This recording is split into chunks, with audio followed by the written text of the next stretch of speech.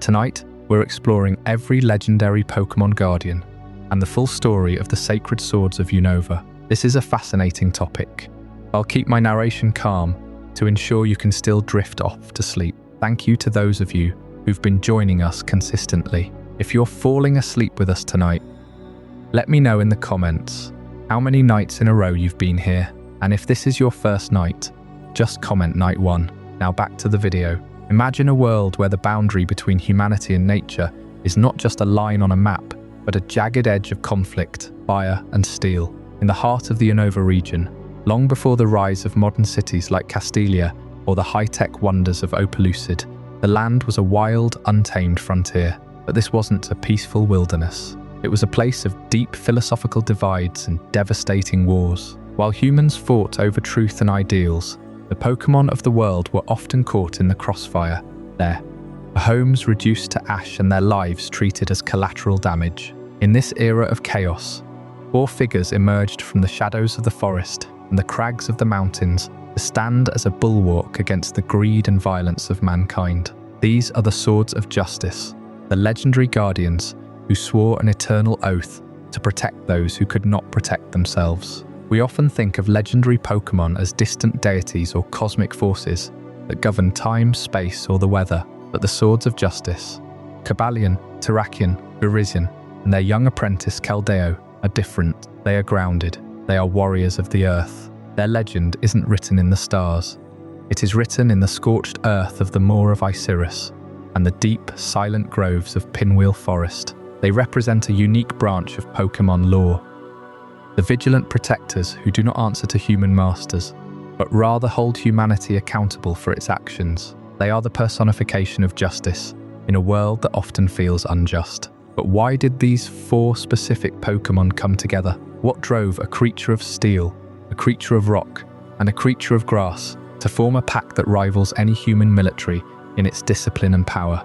To understand the sacred swords, we have to look back at the greatest tragedy in Unova's history. We have to talk about the fire. It was a blaze fueled by human expansion, a wall of flame that threatened to consume every living thing in the moor of Iserus. In that moment of absolute terror, 3 legendary beings did not fly away or hide. They charged into the heat. Cobellion, the iron-willed leader, guided the panicked Pokémon to safety. Terraen, with strength that could shatter mountains, cleared the fallen debris that blocked their escape. And Verizian, moving with the grace of the wind, used its incredible speed to shield the weak from falling embers. It was in the aftermath of this destruction that they found a lone, orphaned colt named Kellio, separated from its family by the very flames they had just fought. This moment of mercy transformed a trio of warriors into a family of mentors. They didn't just save Kellio.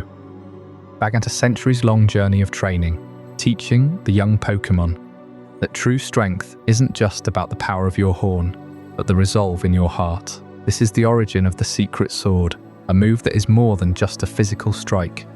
It is a manifestation of pure justice. However, the story of Unova's Guardians is far more complex than just one group of 4. The Swords of Justice operate within a region defined by duality and fractured history. To truly understand their role, we must look at the shadows cast by the original dragon. Long before the Swords of Justice were household names, Unova was founded by 2 brothers who shared a single magnificent dragon. But when their bond shattered over a disagreement between truth and ideals, the dragon itself was torn apart, leaving behind Zechrom, and the empty, frozen husk known as Curum. This cataclysmic event didn't just change the geography of the region, it altered the fundamental structure of reality in Unova. It created a world where conflict was inevitable, and where the need for guardians like the Swords of Justice became a permanent necessity. As we spend the next several hours together, we are going to peel back the layers of this ancient history. We'll look at how the forces of nature, Tornadus, Thunderous and Landorus, interact with this landscape, acting as volatile elemental deities that can either bring life-giving rain or total devastation. We will explore the mystery of Curum, the boundary Pokémon, and how its existence as a leftover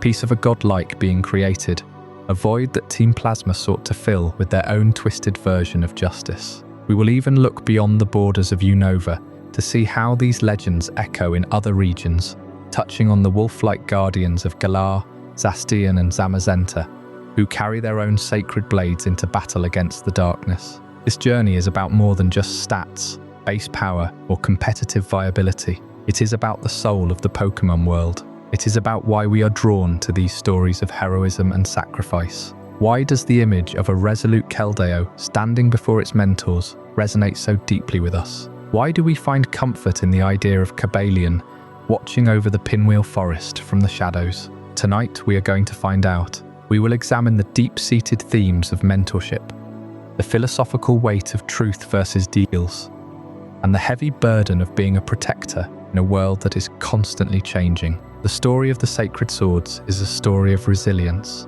It is a reminder that even when the forest is burning, there are those who will stand their ground. It is a tale of how an orphan can become a legend, and how three disparate souls can become a unified force for good. We will trace their footsteps through the tall grass of Route 11, into the deepest chambers of the Guidance Chamber, and through the cinematic battles that have defined their legacy in the anime and movies. So, settle in, let the world outside fade away. Let the sounds of the Unova region wash over you. The rustle of the leaves in the forest, the distant rumble of a mountain pass, and the rhythmic sound of a blade being drawn in the name of justice. We have a long road ahead of us, stretching across the history of one of the most narratively rich regions in the entire Pokémon franchise, from the burning moors of the past to the high-stakes battles of the present. This is the complete, unfiltered story of the legendary Guardians, who carry the weight of Unova on their shoulders. We are going to uncover every secret, every connection, and every hidden truth behind the Sacred Swords. Whether you are a longtime fan who remembers the first time you stepped into the Mistralton Cave, or a newcomer curious about the deeper lore of these iconic fighting-type legends, there is something here for you. We will look at the inspiration behind their designs, drawing parallels to the classic musketeers of literature, and see how those archetypes were reimagined for a world inhabited by monsters and heroes. We will discuss the unique mechanics of the resolute form and the significance of the DNA splicers. We will leave no stone unturned and no legend untold. The night is long and the stories are many. As we begin this deep dive, remember that the legends we discuss are more than just myths. They are the foundation of the Unova region itself. They are the reasons the people of this land look to the mountains and the forests with a sense of awe and respect. They are the sacred swords of justice, and their story starts now. The forest fire that consumed the moor of Iserus is one of the most haunting legends in Unova's history.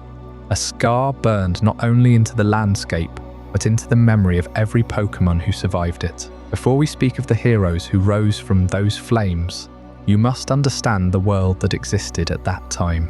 It was a world where humans and Pokémon lived in violent opposition, where the expansion of civilization came at the cost of wilderness, and where the creatures of the wild were seen as obstacles to be cleared away. The moor of Iserus was once a vast, untamed marshland, dense with ancient trees and thick undergrowth, home to countless Pokémon who had never known the touch of a Pokéball or the command of a trainer. They lived in a fragile balance, hunting, nesting, raising their young under the watch of the seasons. But that balance was shattered when human settlers arrived with axes and fire. Colonization was not gentle.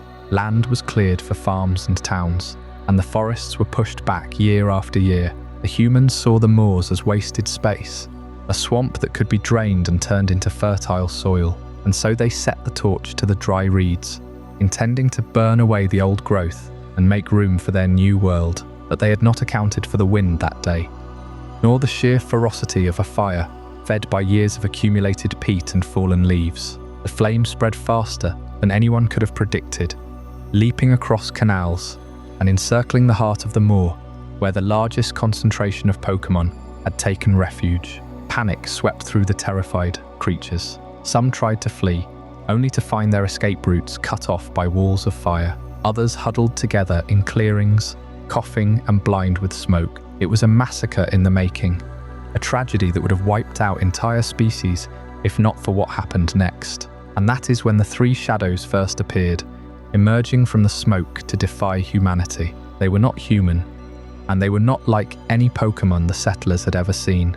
3 figures, tall and proud, walking through the inferno as if the flames had no power over them. One was clad in iron, his horns gleaming like forged steel. Another moved with the grace of a forest spirit, her mane flowing even in the scorching wind. The third was a titan of rock and muscle, his body seeming to absorb the heat without flinching.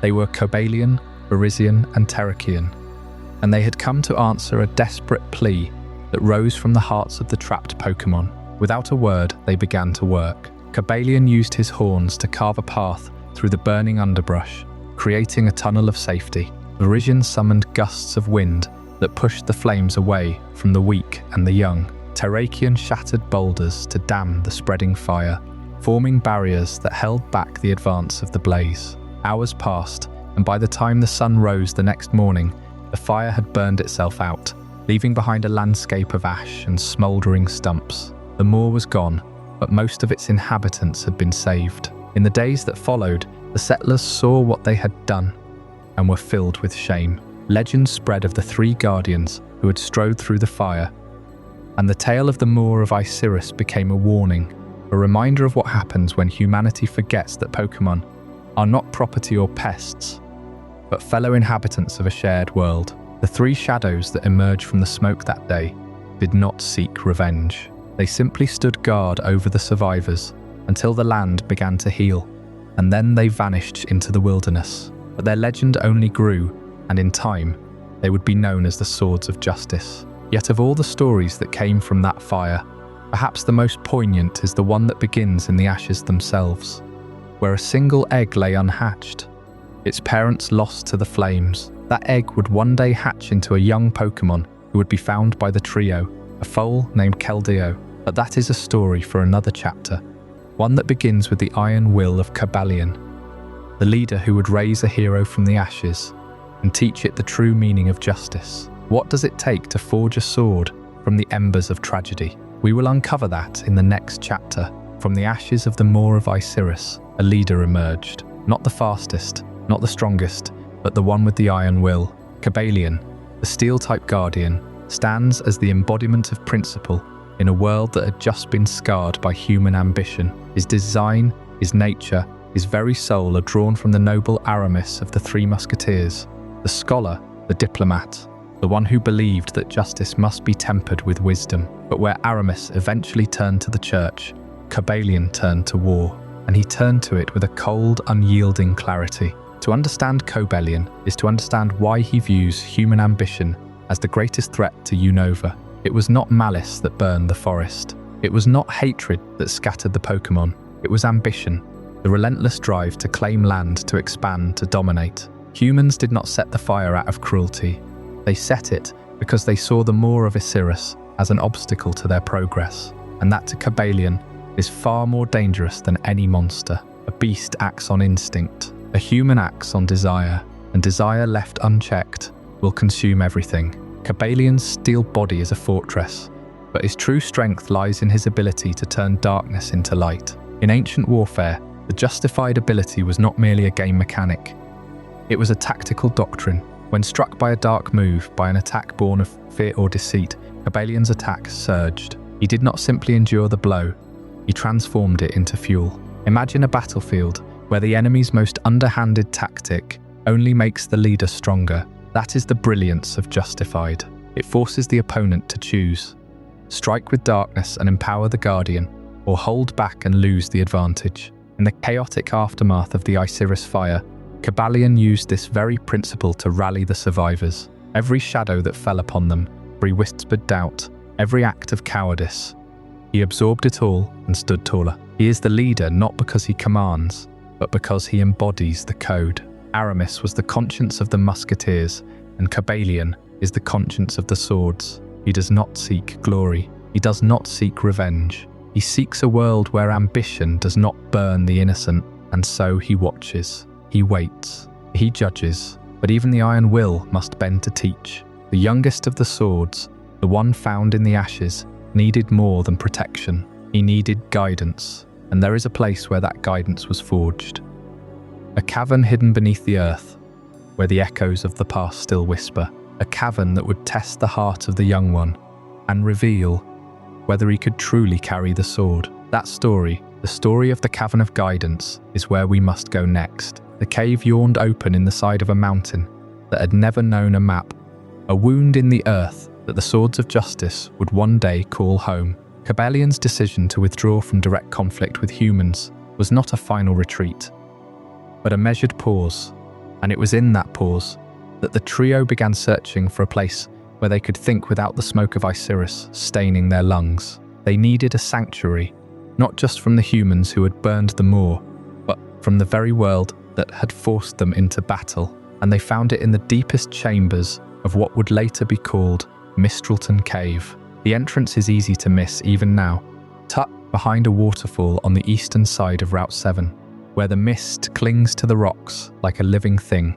The locals of the nearby town would sometimes tell stories of echoing footsteps heard from within, but none dared to venture far. They spoke of a strange wind that howled through the tunnels, a wind that seemed to carry voices. In reality, that wind was the breath of the cave itself, a system of natural vents that pulled air from the surface down into a labyrinth of stone. For the swords of justice, it was perfect.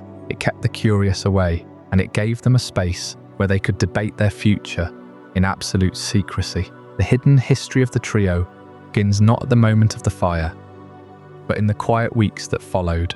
Terraen had carried the last of the orphaned Pokémon out of the ash, his rocky hide still smoking from the heat. Verizian had wrapped her vines around the smallest survivors, shielding them from the falling embers, and Cobellion had stood at the edge of the catastrophe, watching the human settlers celebrate the clearing of the land. It was then that the philosophical divide first showed itself. Cobellion saw the faces of the humans, the tools they carried, the fire they had set. He said, "We cannot live among them.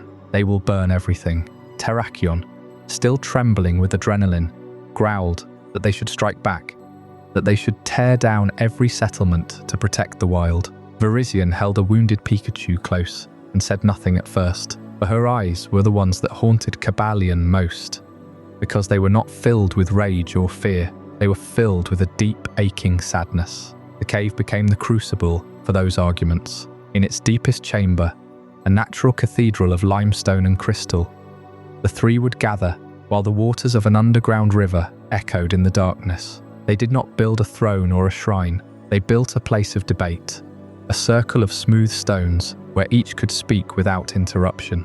Cobellion argued for total isolation, a complete severing from human civilization. He believed that any contact would lead to more fires, more conquest, more pain. The only way to protect Pokémon was to vanish into the wild, to become myth, to let humans forget they ever existed. Terraen, his voice like boulders grinding together, countered that isolation was cowardice. The humans had power, yes, but the swords had power too.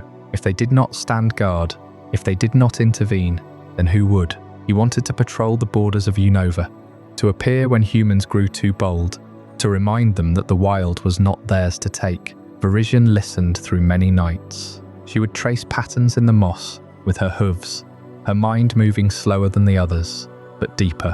When she finally spoke, her words were soft, almost lost in the sound of the dripping water. We cannot be everywhere, and we cannot be nowhere. There has to be a middle path. She did not offer a solution, but she planted a seed. The cave was where that seed began to grow.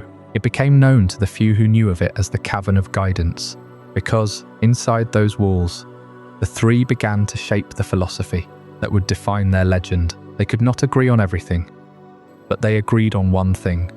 The cave would be their sanctuary, a place where no human would ever find them, where they could train, recover, and decide the course of their eternal watch. The establishment of that sanctuary was no simple act. They sealed off half the tunnels with fallen boulders, using Terraen's brute strength to create a maze that only they could navigate. Verizian wove living walls of thick roots and thorny vines across the narrow passages, ensuring that no creature could slip through without her sensing it. Cobellion placed sentries of his own making, not guards but echoes, reflections of his iron will that he carved into the stone in the form of shallow runes. Any Pokémon that entered with fear or malice would feel a deep unease, a pressure in the chest that urged them to turn back. Only the innocent, The lost and the desperate would be guided deeper, toward the chamber where the swords waited.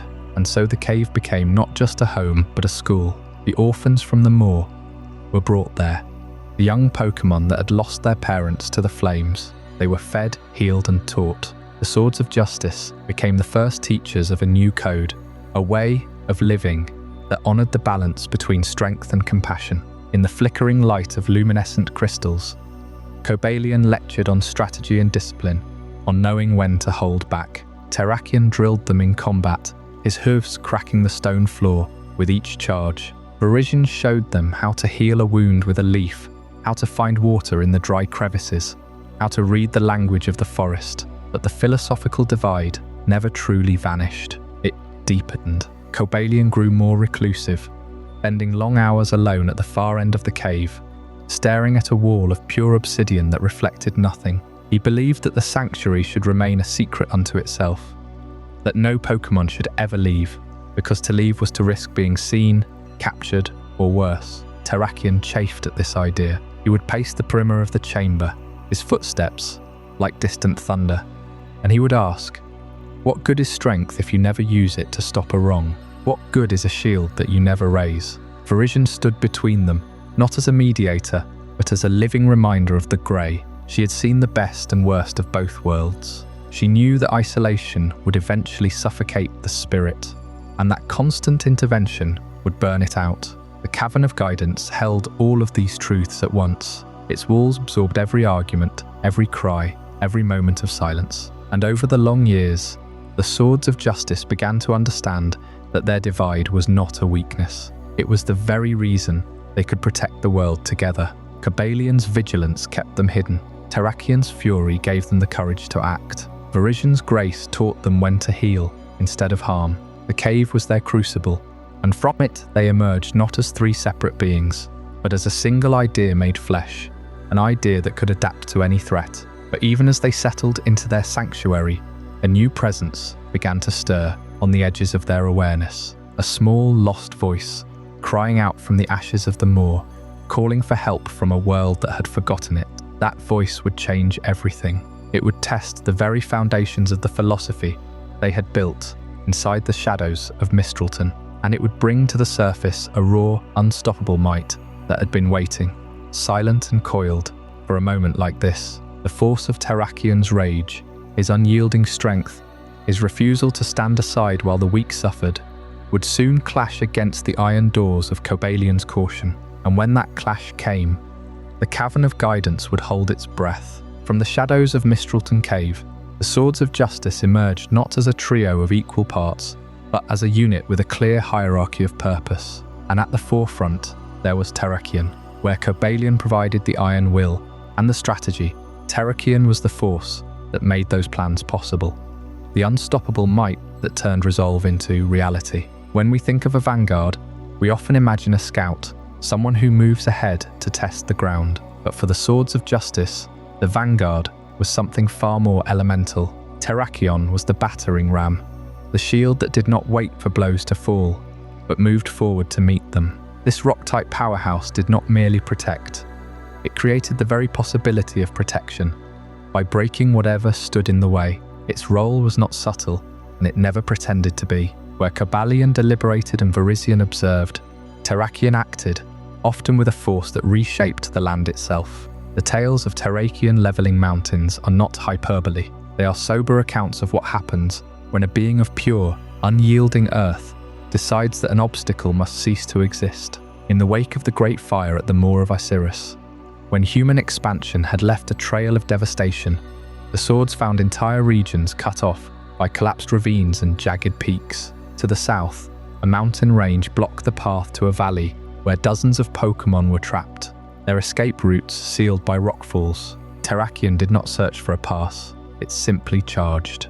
Over the course of an afternoon, it shattered the face of that mountain, carving a corridor wide enough for entire herds to flee. Witnesses, survivors who later passed the story down through generations, described the sound as a continuous thunder, a grinding roar that shook the earth for miles. And when the dust settled, where there had been solid stone, there was a path. But such power comes at a cost. The physical toll of being the shield for an entire region is not something legends often recount. Yet if you look closely at the lore, you can see the marks. Terraen's hide, though as hard as any rock, carries the memory of every impact it absorbed. Each mountain it shattered sent shockwaves back through its bones. Each boulder it took for the group left micro-fractures that never fully healed. The Swords of Justice did not have the luxury of retreat or recovery.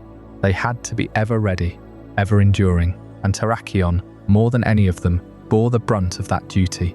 There are whispers among those who study the ancient texts that after the forest fire was extinguished and the sanctuary established, Terraen stood for 3 days and 3 nights at the entrance to Mistralton Cave unmoving, as its body slowly stitched itself back together. An act of sheer will as much as biology. This is the reality of being the vanguard. You do not get to choose your battles. You only get to survive them. And Terraen survived. It survived because its purpose was never self-preservation. Its purpose was to clear a path forward for others, no matter the cost. In that sense, it embodies the very definition of sacrifice. Not the dramatic final act, but the quiet, repeated giving of oneself, day after day, wound after wound. And yet, for all its brute strength, Terraen was never alone. It fought alongside companions who balanced its raw power with subtlety and grace. Because even the mightiest of shields can become a burden if it has no one to guard. And in that sanctuary, deep within the earth, the Swords of Justice understood that their strength was only as meaningful as the bonds they protected. That bond would soon be tested in ways none of them foresaw. For while Terraen could shatter mountains, there were wounds no amount of force could heal. There was a gentleness missing from its arsenal.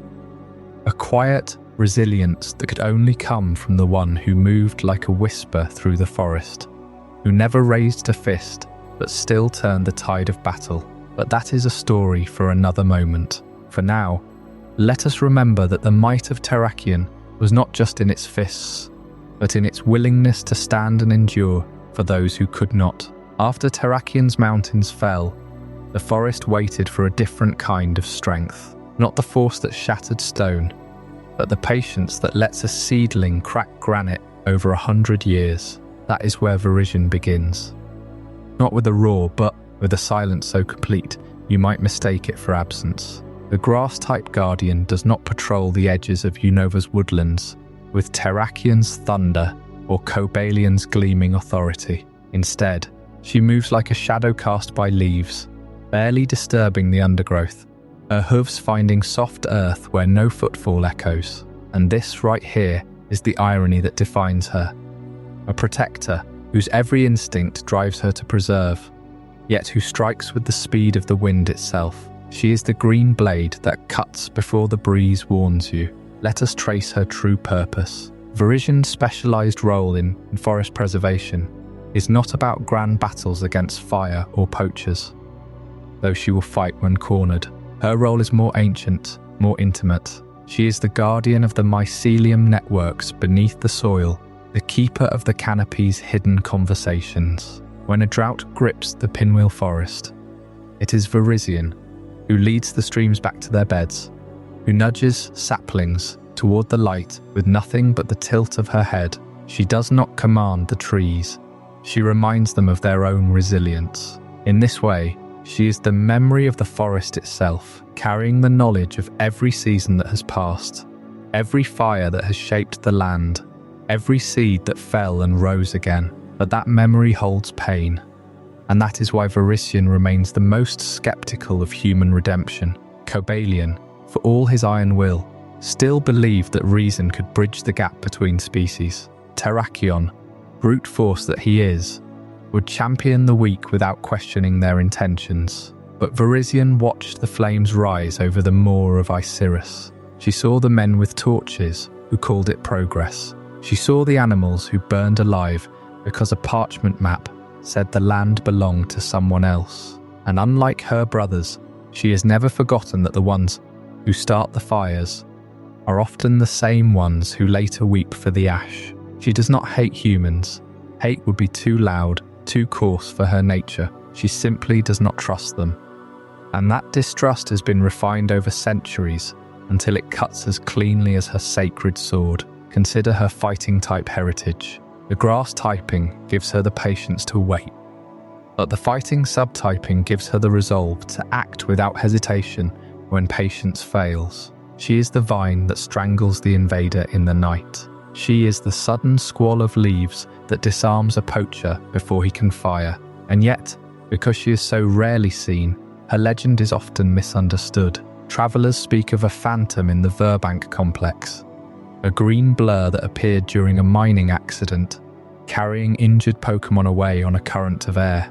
Others claim she can outrun the wind itself, which is only half a myth. She does not outrun the wind, she becomes it, her legs moving so fast that the air around her hums with the frequency of a blade being drawn. The irony deepens when you witness her true strikes. A single blow from Verizian's horn can sever a falling branch before it crushes a nest. But that blow is delivered with such finesse that the branch seems to dissolve into mulch, each splinter landing softly as if guided by invisible hands. She is destruction repurposed into creation, a contradiction that only the forest understands. How many times has she shattered a rockfall that would have dammed a river, then used the same momentum to carve a new stream? How many times has her speed, that searing, wind-fast lunge, been the very thing that saved a grove from a creeping wildfire because she could reach the firebreak before the flames? And still, she watches from the edge of human settlements. In the ruins of the moor of Iserus, where the charred soil has long since greened over, Verizian stands motionless for hours, her eyes fixed on the horizon. She is listening, not for the wind, but for the footsteps of those who might carry torches again. She has seen the cycle repeat.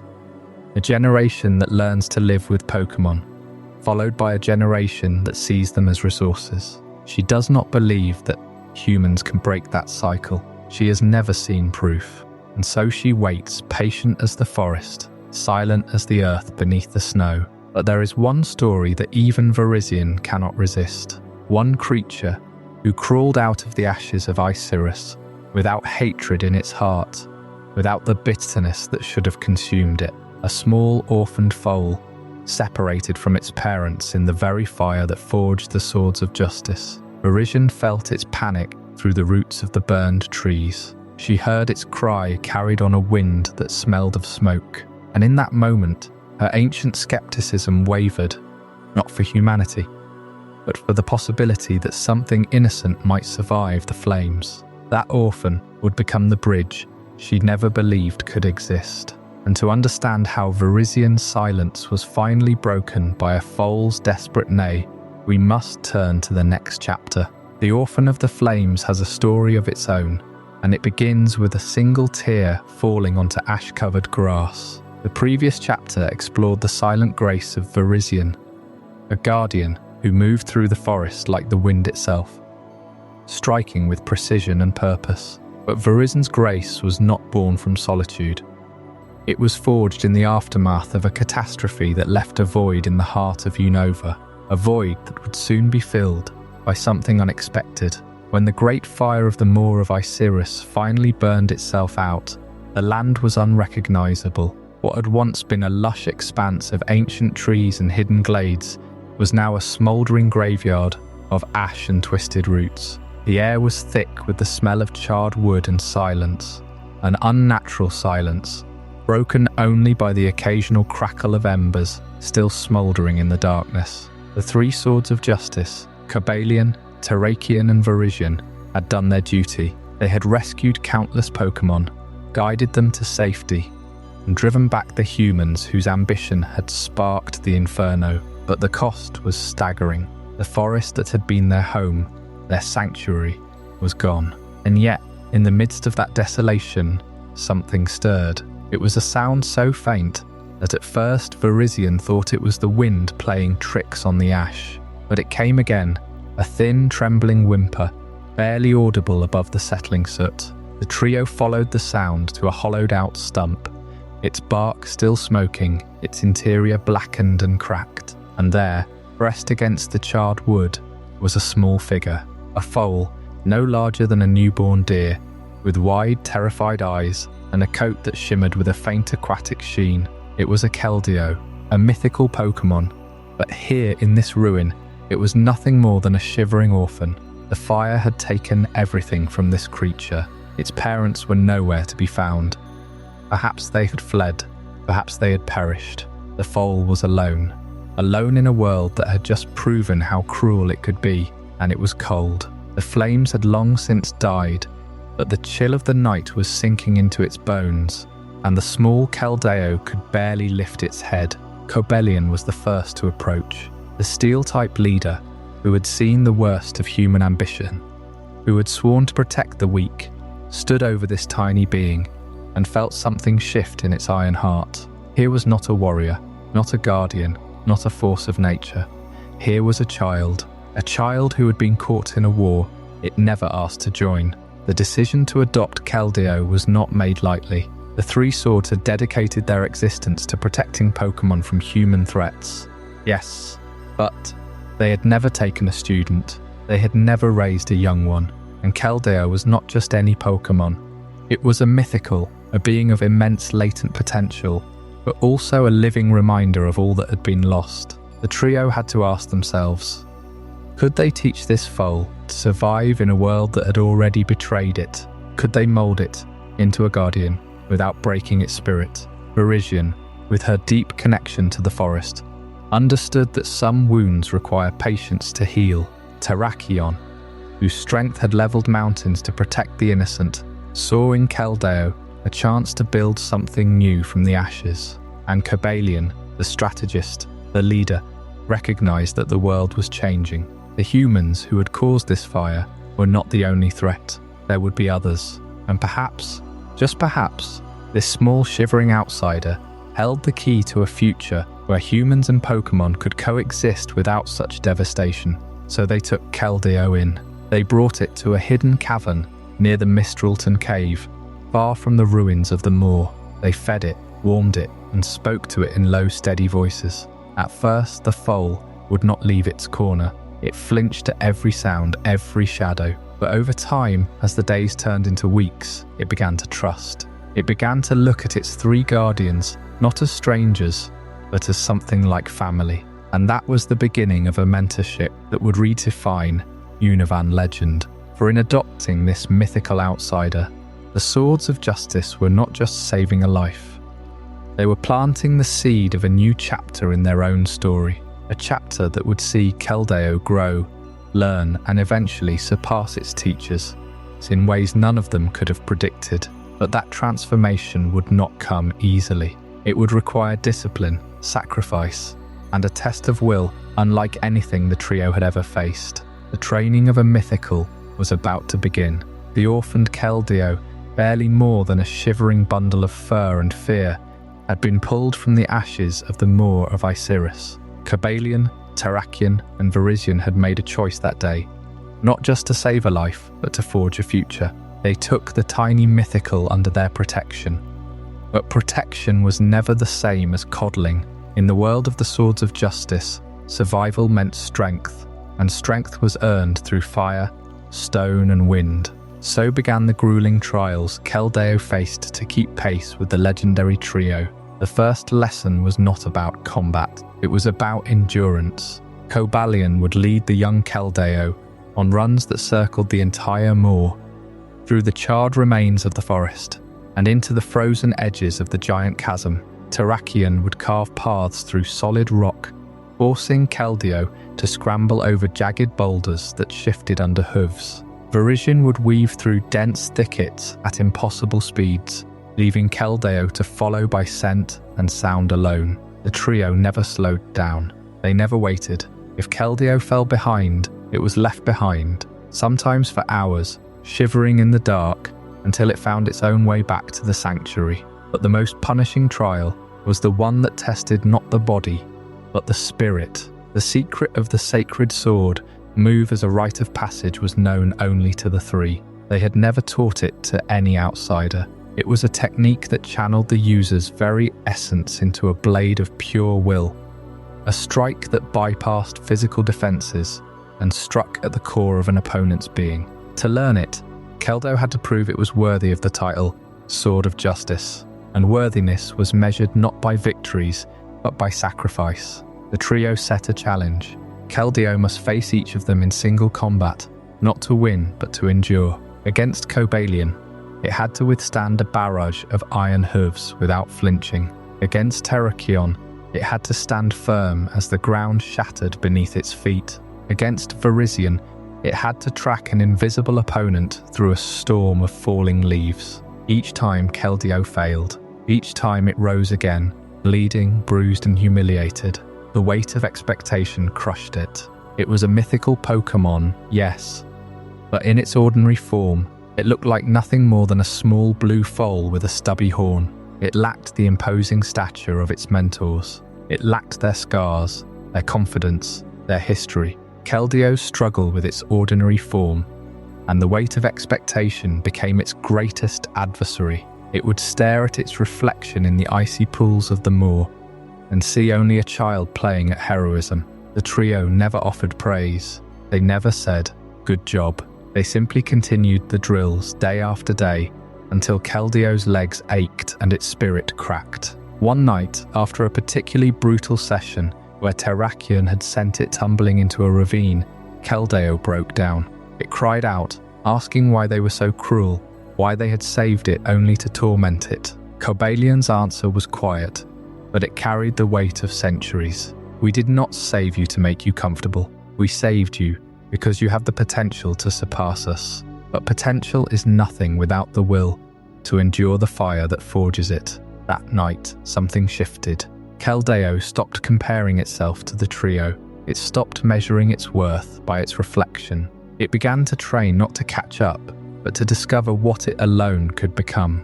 The sacred sword technique was not a gift to be given. It was a door that could only be opened from the inside, and when Kellio finally unlocked it, the transformation was not just physical. Its horn lengthened, its mane flared, and its ordinary form gave way to the resolute form. It had become a sword of justice in truth. But even as it stood taller, the trio knew that Kellio's journey was far from over. The fire that had taken its parents was not an accident. It was a symptom of a deeper conflict. A conflict that stretched back to the very founding of Unova, to a dragon that had been shattered by the clash of truth and ideals. That shadow was stirring again, and it would not be satisfied with the ashes of a forest. Up next, we will follow that shadow into the heart of a legend older than the swords themselves. A legend that threatens to consume everything the trio has built. The grueling trials Kellio faced to keep pace with the legendary trio were only the beginning of a much larger understanding. For while the swords of justice taught the young mythical the ways of blade and heart, they never spoke of the shadow that had cast itself over Unova long before the first forest fire ever burned. It was a shadow that stretched back to the very moment the region itself was born. A shadow cast by the original dragon. You see, the swords of justice are not an isolated quartet. They are deeply woven into the fabric of Unova's creation myth. A myth that begins not with 3 or 4 protectors, but with a single immense dragon. This dragon was said to be the embodiment of both truth and ideals. 2 forces that should have coexisted in perfect balance, but balance is fragile, and the twins who founded Unova could not agree. One brother believed in pursuing the absolute truth of the world, no matter how harsh. The other believed in the power of ideals, the ability to shape reality through hope and will. Their conflict was not merely philosophical, it was catastrophic, and when they could not reconcile, the original dragon could not remain whole. The moment the original dragon shattered, the world changed forever. It did not shatter like glass, but like a cracked soul splitting into 3 separate beings. 2 of those fragments became Reshiram and Zechrom, each carrying a single uncompromising aspect of the former whole, but the third fragment, the husk, the frozen core, became Curum. That event did not just create new legendaries, it altered the fundamental structure of reality in Unova. It was as if the very idea of balance had been ripped apart, and from that wound, chaos seeped into the land. And here is where the swords of justice enter the story. not as passive recipients of this myth, but as direct consequences of it. The conflict between truth and ideals forced the swords into hiding. They were not hiding from humans or from other Pokémon. They were hiding from the fallout of a war that had raged between two divine forces. The forest fires that later drove them to rescue Pokémon were only the smallest symptom of a much older devastation. When the original dragon broke apart, the energy released did not simply dissipate. It settled into the soil of Unova, into its mountains and forests, and it awakened a primal fear in even the bravest of hearts. The Swords of Justice sensed this. They knew that the very ground beneath their hooves and paws had become a battleground for truth and ideals, long before any human had settled there. Cobellion, the leader, understood this more deeply than the others. He had seen the scars in the earth, the places where the dragon's fury had left the land barren. He knew that if the swords were to become protectors, they had to do so in the shadows, away from the gaze of those who might try to weaponize their power, and so they retreated to places like Mistralton Cave, to the moor of Iserus, to the quiet forests, where the echoes of the original dragon's roar were muffled by time. They became guardians not of a nation, but of a fragile peace that could shatter if the wrong forces were to reunite the fragments of the dragon. This is why Kellio's training was so important. The young mythical had to learn not just how to fight, but how to read the hidden currents of Unova's history. The secret sword move was not merely a technique. It was a key to understanding the truth that the swords themselves guarded. When Kellio finally mastered it, he unlocked a connection to the very essence of the original dragon's legacy. But that connection came with a warning. For every truth revealed, an ideal is challenged, and the moment a new guardian steps into the light, the shadow of the old dragon begins to stir. Tonight, as we rest, we carry forward the knowledge that the Swords of Justice are not just heroes of a single fire. They are the silent wardens of a world still healing from a primordial wound. And soon we must turn our attention to the one who holds the truth. The white dragon that did not flee, but simply slept. The burden of that truth is a weight that no shield can fully bear, and it will reshape everything we thought we knew about the sacred swords. That story waits for us in the next chapter, where we will meet Reshiram and the burden of truth. The shadow of the original dragon did not vanish. When the twin heroes turned their backs on each other, it lingered over Unova like a prophecy waiting to be fulfilled. In the void left by the fractured beast, two new dragons arose, Reshiram, the vessel of truth, and Zechrom, the embodiment of ideals. And in their wake, the Swords of Justice found themselves caught between a war that was never their own. You see, the swords were not born to choose sides. Their purpose was etched into the earth the moment they first drew breath, to protect the weak, to shelter the frightened, to stand between the innocent and the fire. But fire came to them before they were ready, not from the burning of a forest set by human hands, but from the sky itself, where Reshiram's white flames carved rivers of ash across the land. The white dragon did not descend in malice. Reshiram was driven by a singular, merciless devotion to truth. The truth as the elder brother saw it, a world built on honesty and absolute knowledge. And that truth became a weapon. Wherever the elder brother marched, Reshiram's flames followed, scorching the earth so thoroughly that no blade of grass would dare grow again. This was a scorched earth policy, not merely against armies, but against the very land that harbored Pokémon. Forests that had stood for centuries turned to charcoal in hours. Meadows where Pokémon grazed became blackened wastelands. The rivers boiled, the air thickened with smoke, and beneath it all, the creatures of Unova, the very beings the swords had sworn to protect, suffered and died by the hundreds. The Swords of Justice watched from the shadows of the mountains. Cobellion, the leader, saw the devastation and felt the weight of a terrible choice. He could lead his companions into battle against Reshiram, strike down the dragon and end the war, but that would mean choosing a side, the side of the younger brother, the side of ideals. And truth, once suppressed, does not simply fade, it festers. it waits. Taking a side would make the swords instruments of a philosophy, not protectors of life. They would become soldiers in a conflict that had no moral high ground. Only two different kinds of fire. Verizian argued that they must act, that innocent lives were being extinguished. Terraen, ever the warrior, wanted to charge headlong into the flames and shatter Reshirum's jaws, but Cobellion held them back. He understood that the burden of truth was not merely Reshirum's to carry, it was theirs as well. To protect Pokémon, they must protect the very concept of neutrality. If they tipped the balance, even with the purest intentions, the war would only rage longer and burn deeper. The White Dragon's influence on the morality of Unova's protectors was profound.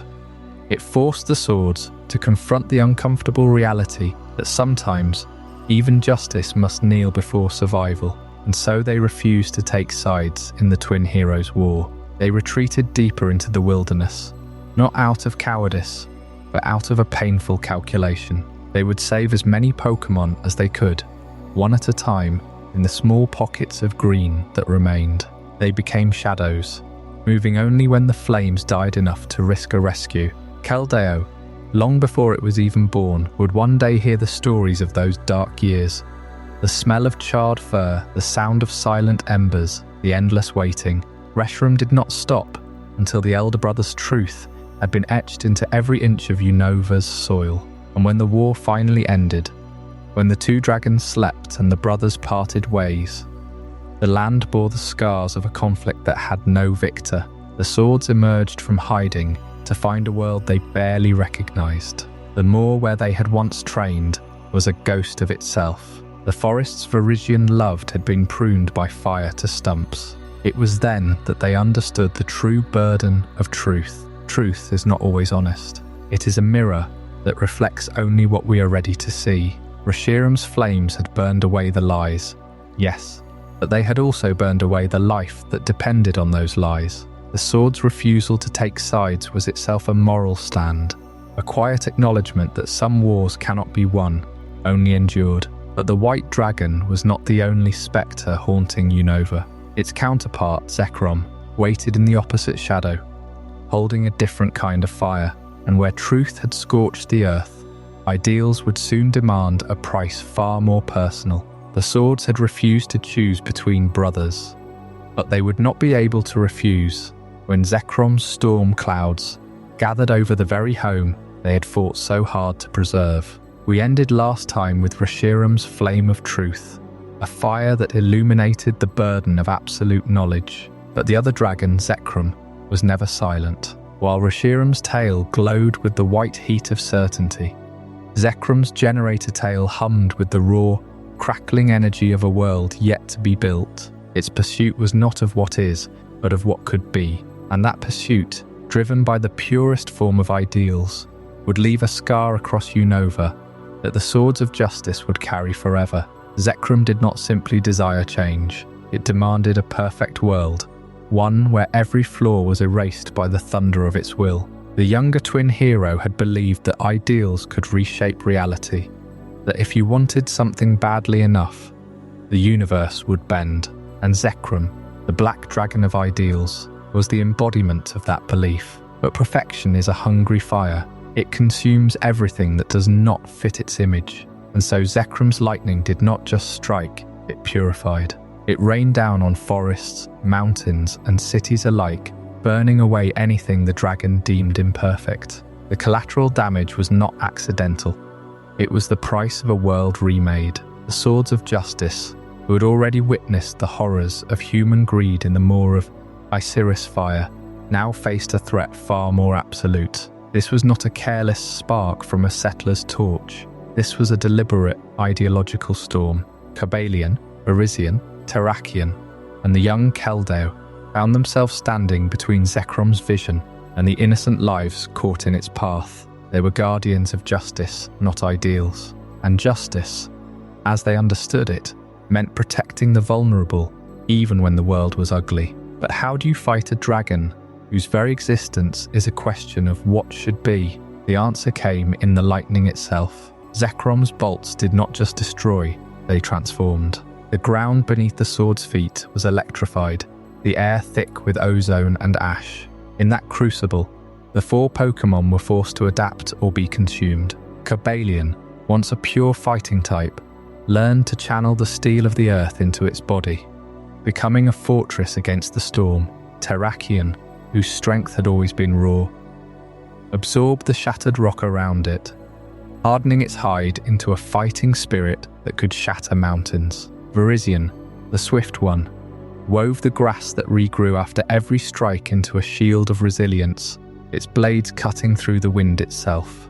And Kellio, still learning, discovered that water could conduct lightning away, redirecting the dragon's power into harmless streams. Their unique typings were not gifts from birth, they were scars forged in Zechrom's fire, adaptations born of necessity. The black dragon's lightning forced them to become what they needed to be, to survive. But survival was not enough. The ideological clash between justice and ideals ran deeper than any battle. Zechrom believed that a perfect world was worth any sacrifice. The swords believed that no world was perfect if it required the suffering of the innocent. They could not compromise. They could not negotiate with a force that saw collateral damage as a necessary step, and so they did what guardians have always done.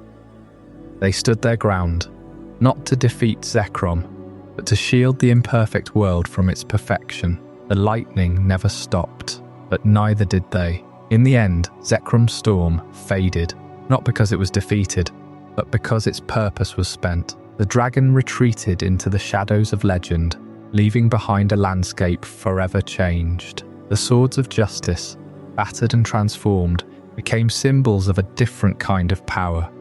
The power to endure without losing sight of what matters. They carried the scars of that clash in their very types, a reminder that ideals, however noble, must never be allowed to trample the fragile reality they seek to improve. Yet the story does not end with Zechrom's retreat. The dragon's pursuit of perfection left a void, a cold emptiness where its fire had once burned.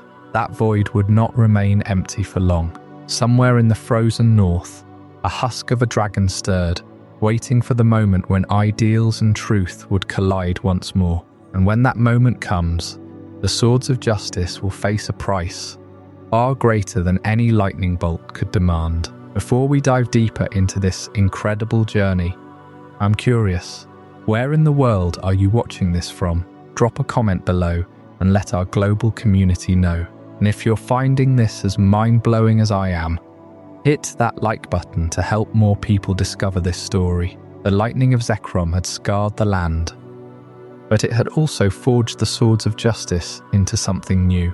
Cobellion learned to withstand the searing heat of plasma with steel.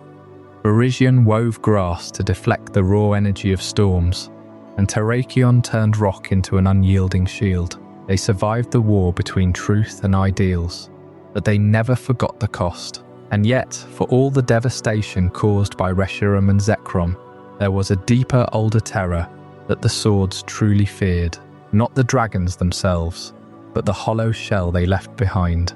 Long before the twin heroes took up arms, before the original dragon was shattered into Reshiram and Zechrom, there existed a being of absolute zero. When the dragon split, one half burning with the fire of truth, the other crackling with the lightning of ideals, what remained was neither truth nor ideal. It was the absence of both. The husk, the frozen void where the heart of the original dragon had once beaten. That husk is Curum. The emergence of Curum is not a story of awakening, but of reanimation. For millennia it lay dormant in the giant chasm, a crater carved by its own fall from the sky. The local legends of Lacunosa Town remember it not as a guardian, not as a deity, but as a predator, the monster that eats people and Pokémon alike. The elders whisper stories of children who strayed too close to the chasm's edge, of travelers who vanished into the mist, and of the faint, mournful cry that echoes from the void on winter nights. They built a wall around their town, not to keep wild Pokémon out, but to keep something else away. The Swords of Justice know this legend better than most. They have never confronted Curum directly, and they pray they never have to. Why? Because Curum represents a threat that no amount of justice or courage can overcome. The swords were born to protect the innocent from human cruelty, from the fires of colonization, from the selfishness of expansion. They can fight a tyrant. They can reason with a hero. But Curum is not a being of morality. It has no truth to defend, no ideal to pursue. It is pure, mindless hunger. The swords fear Curum more than humans, because humans can be changed, taught or defeated. Curum cannot be reasoned with. It does not care about justice. It only consumes. And yet, there is something tragic in its existence. The frozen husk is not evil in the way humans understand evil. It is the grief of a broken god. When the original dragon fractured, its will was torn apart. Verizian and Zechrom inherited the passion, the purpose, the fire, and the lightning. Curum inherited the cold, loneliness made manifest. The swords of justice understand loneliness. They themselves are relics of a forgotten age, wandering a world that no longer needs them. But Curum's loneliness is suffocating. It radiates a chill that freezes the soul before it freezes the body. There is a reason the swords never ventured into the giant chasm during their long vigil. Kellio, in his youthful curiosity, once asked Cobellion why they avoided that region. Cobellion did not answer. He simply turned away, and the silence was louder than any explanation. The swords know that if they ever faced Curum, they would not be protecting anyone. They would be fleeing, and they would be lucky to escape with their lives. The boundary Pokémon, as scholars call it, exist at the edge of everything. The edge of life, of warmth, of meaning, and it hungers. But the legend of Lacunosa Town is not just a warning. It is a testament to the resilience of the people who live in the shadow of the void. They have learned to survive by staying inside at night, by lighting fires that burn brighter than any torch, by telling stories that keep the darkness at bay. The swords of justice draw strength from that same spirit. They know that even a being of absolute zero cannot extinguish every flame, and so they wait, watching the horizon, hoping that the day they must face Curum never comes. Yet the world does not stand still. The fragments of the original dragon have begun to stir again. The cold is spreading, and in the depths of the giant chasm, something ancient is remembering what it once was. The swords of justice will have to make a choice soon. But before that choice can be made, there is a promise that must be fulfilled. A pledge whispered in a grove where the first snow never melts. That story waits for us in the next chapter. From the frozen void of Curum's fury, the swords of justice turned their gaze inward, for they knew that fear alone could not protect the world.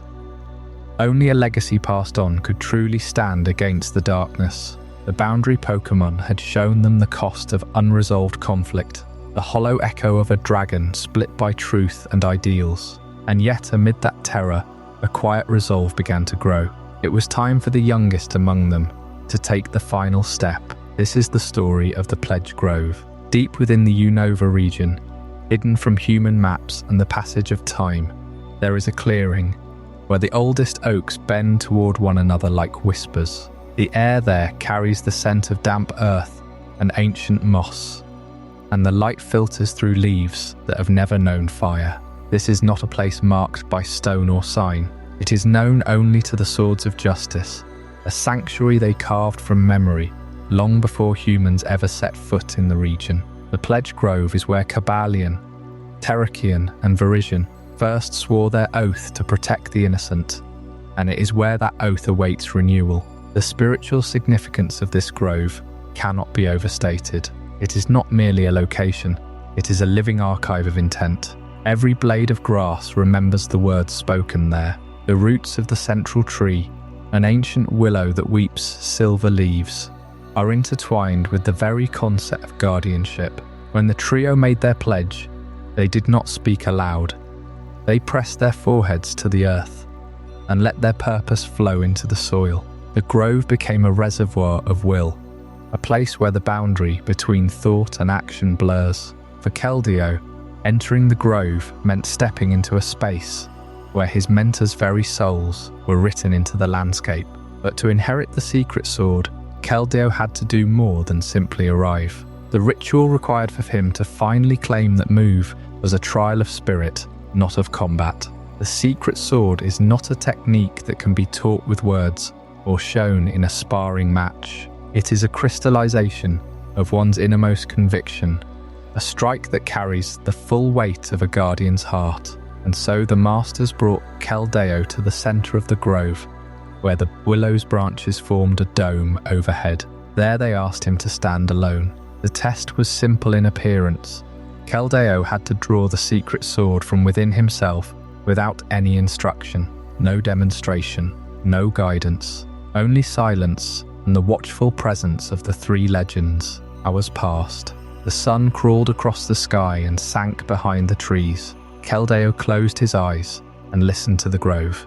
He felt the resonance of Cobellion's unwavering justice, Terraen's unyielding courage, Verizian's patient grace, that those were their truths, not his. To unlock the secret sword, he had to find his own. It was then that the transformation began. Not the physical shift of form, but a transmutation of identity. Kellio understood that surpassing the masters did not mean becoming stronger than them. It meant carrying their legacy forward while adding his own chapter. He thought of the orphaned Pokémon he had seen in the moor of Iserus, the ones he wished he could have saved before the fire. He thought of the hope that drove him to train through exhaustion, and in that moment, the grove answered. Light spiraled from the earth, wrapping around his hooves, his mane, his horn. The secret sword blazed into being, not as a weapon, but as a promise made manifest. When Kellio opened his eyes, his form had changed. The resolute form is not merely a physical evolution, it is a symbol. The dark blue of his body deepened. His mane grew fuller, and a new confidence settled into his stance. He now bore the mark of one who had not only learned from the greats, but had transcended the need to imitate them. The swords of justice bowed their heads, not in submission, but in recognition. A new guardian had been born, not to replace them, but to stand beside them. Yet even as the grove celebrated a new sword of justice, far beyond its borders, a chilling resurrection was being plotted, one that would force all four swords to unite like never before. That story continues in our next chapter, Team Plasma's Resurrection. The pledged grove had served its purpose. Kellio, once the orphaned foal found in the ashes of a burning forest, had finally unlocked the secret sword, a technique that allowed the watertight fighter to strike with the raw essence of its own soul. But the moment of triumph was fleeting. It always is, when the lessons of the past are meant to prepare a guardian for the present. For even as the swords of justice gathered in the sacred grove, the world beyond was shifting, and a different kind of legend was being resurrected. Not by ancient forces or elemental dragons, but by the cold and calculated ambition of a man who understood that the most powerful weapon was not a creature, but an idea. This is the story of Team Plasma's resurrection, not the revival of a mere criminal organization, but the rebirth of a philosophy twisted into a cage. And at its heart stood Getz's Harmonia Gropius, a figure who had learned the lesson of Unova's fractured original Dranga all too well, that truth and ideals, when separated, leave behind a void, and voids, as Curum had proven, are hungry. The swords of justice had spent centuries protecting Pokémon from human greed. They had witnessed the first great war between the twin heroes, the splitting of the dragon, and the silence that fell over the land. They had learned to hide, to wait, to trust only in their own steel and sinew. But they had never faced an enemy who could twist the very language of protection into a weapon of subjugation. That was Getz's genius. He did not want to destroy the swords. He wanted to nullify their purpose by making the world believe that Pokémon needed to be saved from their trainers, and that Team Plasma was the only salvation. Team Plasma's original manifesto, spoken in the ruined halls of the ancient castle beneath Unova, had sounded noble at first. Freedom for Pokémon from the chains of human ownership. The words echoed the sword's own mission. After all, Cobellion, Verizian, Terraen, and the young Kellio had been born from a tragedy of human expansion. The fire that swept the moor of Iserus, set by colonizers, who cared nothing for the creatures that lived there. The swords had fought to create safe passage, to rescue the trapped, to teach that humans and Pokémon were not meant to be masters and servants. So when Ghetsis began to preach that same message, many naive hearts in Unova listened. But the swords knew better. They had seen the thin line between protection and control. Ghetsis did not want to free Pokémon. He wanted to gather them, to hoard their power, to use them as a political army. Behind the painted banners of liberation, he was building a throne of captured souls, and the ancient legends, the very forces that had shaped Unova, were his raw materials. The first sign of this resurrection was the eruption of the Dragon Spiral Tower. That ancient spire, rising from the misty heart of the region, had once been a place of pilgrimage. It was there that the twin heroes had first communed with the original dragon, and there that the remnants of that union, Reshiram and Zechrom, had slumbered for centuries. The tower was a monument to balance, to the union of truth and ideals, but Ghetsis saw it only as a key. With the help of his scientists and the enigmatic Culus, Ghetsis began to desecrate the tower. They drilled into its foundations, exposed the ancient inscriptions that spoke of the original dragon's hollow shell, Curum. They did not seek to reawaken the whole. They wanted the husk, the empty vessel that could be filled with artificial drives and controlled. The Dragon Spiral Tower, once a symbol of coexistence, became a laboratory. Its spiral staircase echoed not with prayer, but with the hum of machinery. The soil around the tower turned cold, frost creeping from the roots, as if Curum itself sensed that someone was picking at the scab of its existence. And in that corruption, Team Plasma found its new identity. No longer a band of robed zealots, they became an army of liberation through conquest. Ghetsis would not ask Pokémon to leave their trainers willingly. He would take them.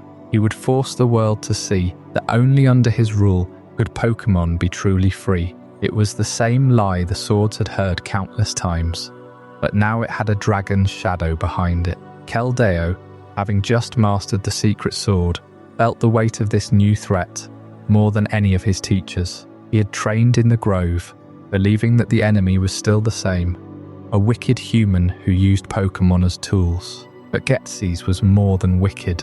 He was a mirror. He took the sword's own creed, protect Pokémon from harm, and twisted it into justify imprisonment. He understood that the swords could not fight a war of ideas with blades alone, and so, while the swords stood watch over their groves and ruins, Ghetsis moved among the people, whispering that the true guardians had become obsolete. The Dragon Spiral Tower stands today, but it is no longer a place of peace. The corruption runs deep, like veins of ice through stone, and the resurrection of Team Plasma is not just a political event, it is a spiritual wound. The swords of justice feel it in the ground beneath their hooves. The air smells of cold steel and stale ambition. They know that the enemy is not just a man with a cane.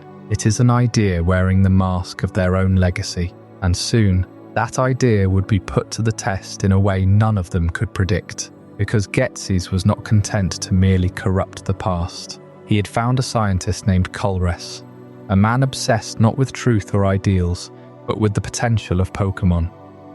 Their hidden power, their capacity to evolve beyond natural limits. The Culus experiment would change everything, and the swords would be forced to confront a question they had never dared to ask. What happens when the Liberator becomes the chain? Team Plasma had the ambition, but they lacked the precision. Ghetsis wanted to command the legendaries, to bend their power to his will, but he was a politician first and a scientist second. He needed someone who understood the raw mechanics of the legendary Pokémon, someone who saw them not as symbols of truth or ideals, but as biological puzzles waiting to be solved. That person was Culus. Culus did not care about liberation. He did not care about the ancient war between the twin heroes. He cared about one thing only: unlocking the full potential of Pokémon through science. And Curum, the frozen husk of the original dragon, presented the most tantalizing mystery of all. Here was a creature that had been torn apart by history, a being that existed only as a remnant. Yet within that remnant, Culus believed, lay the key to something far greater.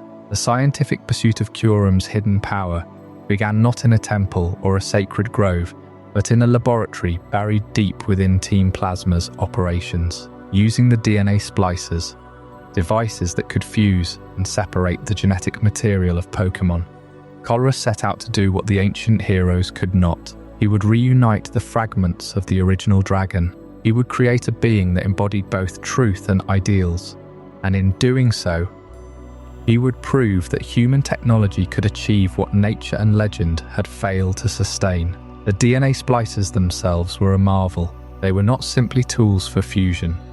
They were a bridge, a mechanism that allowed human ingenuity to reach into the realm of myth. When Culus first activated the splicers on Curum, something shifted in the air. The boundary Pokémon did not resist. It seemed almost to welcome the change, as though it had been waiting for this moment since the day the original dragon shattered. Curum's form began to warp, absorbing the essence of Reshiram or Zechrom, depending on which DNA sample was introduced. The result was terrifying. Black Curum, a creature of ice and lightning, or White Curum, a being of frost and flame. Culus had not just enhanced the legendary, he had rewritten its very nature. But Culus was not satisfied with fusion alone. He wanted to create a weapon that could be replicated, a tool that could be used against any opponent. This led to the creation of the Technoblast, an artificially engineered attack that could change its type depending on the cartridge or drive slotted into the weapon. The Technoblast was not a move born of natural evolution. It was a product of human invention, a beam of pure energy that could be calibrated to exploit any weakness. And Culus did not stop there. He applied the same logic to other Pokémon, including Genesect, an ancient insect Pokémon revived and augmented with a cannon on its back. Genesect was the ultimate expression of this artificial enhancement, a legendary creature redesigned by science. Its Technoblast made even more versatile with the drives. This was how human technology began to bridge the gap between myth and reality. No longer were the legendaries untouchable, their powers bound by ancient rules. Culus had shown that with the right instruments, a scientist could manipulate the fabric of Pokémon existence. He could fuse, he could enhance, he could create new forms that had never existed before. The Swords of Justice, who had always stood against human interference, now faced a threat that was not brute force but cold, calculated experimentation. They had protected Pokémon from fire and sword, but how could they protect against a lab coat and a set of splicers? Yet there was a cost. Every fusion, every artificial enhancement carried a shadow. Curum's power grew, but its sense of self seemed to flicker. It became a vessel for whatever Culus poured into it, a hollow testament to the fact that some things should not be unmade and remade by human hands. The Swords of Justice could feel this disturbance. In the Pledge Grove, where Kellio had learned the secret sword, the ground trembled with a cold that was not natural. It was the echo of Curum's transformation, a warning that the line between guardian and weapon had been crossed. And as Culus continued his experiments, he drew the attention of forces even older than Curum, forces that had been sleeping beneath the skies of Unova, waiting for a moment of imbalance. The next chapter, The Forces of Nature Unleashed, will show you exactly what happens when human technology goes too far, when the elements themselves decide to take back control. But that is a story for another night. For now, let the image of Culus standing before a fused Curum linger in your mind. The experiment was a success, but success in the world of legends rarely comes without a storm. The Culus experiment had pushed the boundaries of what science could do to the ancient myths of Unova. With DNA splicers and cold machinery, Getzes had sought to weaponize the husk of the original Regan, Curum. But even as that frozen void loomed, the skies above Unova were already trembling under a different kind of fury, one that could not be contained by computers or containment fields. The forces of nature do not ask for permission, They do not follow the careful logic of Culres's laboratory. When Tornadus and Thunderus first erupted into the heavens over the Unova region, it was not a quiet arrival. It was a cataclysm. The clouds tore apart, if some invisible hand was shredding the sky itself. Tornadus, the cyclone Pokémon, descended in a spiral of pure wind pressure, flattening forests and tearing roofs from houses before anyone even saw its silhouette. And close behind came Thunderus, the bolt-strike Pokémon, trailing arcs of electricity that turned the air into a crackling, ionized nightmare. Their arrival was not a migration. It was a declaration of war against the very concept of stability. For the people of Unova, this was chaos without reason. But for the Swords of Justice, Cobellion, Terraen, Verizian, and the young Kellio, this was a catastrophe that defied their entire purpose. They had been forged in the fires of a human-caused disaster, sworn to protect Pokémon from the worst of mankind. But what could they do against a storm? What code of honor could stop a hurricane? The swords were warriors of justice, not masters of the weather. They could parry claws, deflect fire, and shield the helpless from human greed. But Tornadus and Thunderus were not enemies with motives. They were raw forces of elemental rage, rampaging because that was their nature. The Swords of Justice gathered on a ridge, overlooking the ruined plains, watching the sky rip itself apart. Cobellion, the calm strategist, understood immediately that their blades and their resolve meant nothing here. Terraen, whose rocky hide could shatter steel, could not punch a hurricane. Verizian's graceful speed could not outrun lightning. And Kellio, still mastering the secret sword, saw for the first time a power that did not care about training or technique. The swords were powerless because they were guardians of a moral order, and this was not a moral conflict. Tornadus and Thunderus did not need to be defeated. They needed to be calmed, and the swords did not possess that power. That power belonged to Landorus, the abundance Pokémon, the mediator of the skies. In the ancient hierarchy of Unova's legendary guardians, Landorus is the third member of the forces of nature, but its role is distinctly different. While Tornadus and Thunderus embody the untamed extremes of wind and thunder, Landorus is the balance, the force that ensures their rampages do not permanently scar the land. It is said that whenever the twin storms become too violent, Landorus descends from the heavens not to fight them, but to redirect their energy. It uses its mastery over the earth and sky to turn destruction into fertility, to transform a tearing gale into a gentle rain that nourishes the crops. But Landorus does not always appear. It is not a pet summoned on command. In the lore of Unova, Landorus only answers when the cycle of chaos threatens to become irreversible. And so, while the Swords of Justice watched helplessly from the ground, the three forces of nature danced their ancient, terrible dance. Tornadus and Thunderus circled each other, their energies feeding off one another, growing more violent with each pass. The sky became a bruise of purple and grey, and the land below began to crack from the pressure. It was in that moment of peak turmoil that Landorus finally arrived. It came not with a roar, but with a sudden stillness. The winds, for just a second, stopped. The lightning froze in midair, and then Landorus, with its long serpentine body and its arms spread wide like a god of harvest, stepped into the center of the storm. It did not attack. It did not speak. It simply extended its presence, and the rage of Tornadus and Thunderus began to quiet. They did not submit. They acknowledged. Landorus was the older sibling, the one who had seen their tantrums 1,000 times, and knew that the land could only bear so much. The Swords of Justice watched this mediation from afar, and they learned something profound. Their role as protectors was not about defeating every threat. Some forces could not be fought, only understood, only redirected. And they realized that their own quest to protect Pokémon from humans was not so different. Humans, too, were a force of nature in their own way, driven by ideals and truths that could tear regions apart. The swords had tried to block that force with steel and grass and rock. But maybe they needed a different approach, a mediator of their own. As Landorus guided the storm away, The skies cleared, and Unova breathed again, but the memory of that chaos lingered.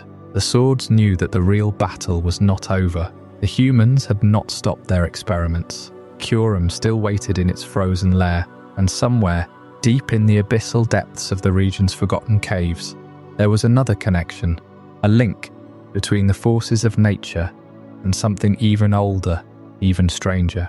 That story would not wait long, because the same forces that had just torn the sky apart were not the only ones stirring beneath Unova's surface. The abyssal connection was about to pull the swords into a darkness they had never faced before. The storm had passed, but the scars remained. Across Unova, the skies had been torn apart by the fury of Tornadus and Thundurus, two beings of pure elemental rage. The swords of justice, noble as they were, could do nothing to stop them. They were guardians of the land, not of the sky, and their blades could not reach the tempest. But as the winds finally settled, and the thunder faded into a low, distant rumble, a deeper question began to surface. One that had been buried beneath the ocean for centuries. What was the true origin of these forces? And why did their rampage always seem to lead back to the same place? The undersea ruins. Those ruins, hidden beneath the waves off the coast of Undella Town, were more than just ancient stone. They were a prison, a reliquary, a memory carved into coral and rock. The carvings on their walls told a story older than any human civilization. A story of three spirits who once roamed the earth freely, shaping the weather with their moods. But something had changed them. Something had bound them to a cycle of destruction and calm, and that something was tied to a single, enigmatic artifact, the reveal glass. The reveal glass is not a mirror in the ordinary sense. It does not reflect your face. It reflects your essence. In the hands of a trainer, it could be used to change the form of the forces of nature, shifting them from their incarnate forms, those humanoid, almost noble shapes we recognize, into their Terraen forms, which are something else entirely. The Terraen forms are monstrous. Tornadus becomes a twisted, avian creature with wings that crackle with storm energy. Thundurus transforms into a serpentine beast, its body a conduit for lightning. And Landorus, the third member of the trio, becomes a four-legged titan, a living earthquake. The reveal glass does not simply change their appearance. It unlocks a primal, unrestrained version of their power. It turns guardians into monsters. But why? What purpose did this transformation serve? The answer lies in the undersea ruins. Deep within those submerged chambers, researchers have found inscriptions that describe a time when the forces of nature were not three, but four. The fourth was a being of pure song, a creature whose voice could calm the storms and bring balance to the chaos. That creature was Meloetta.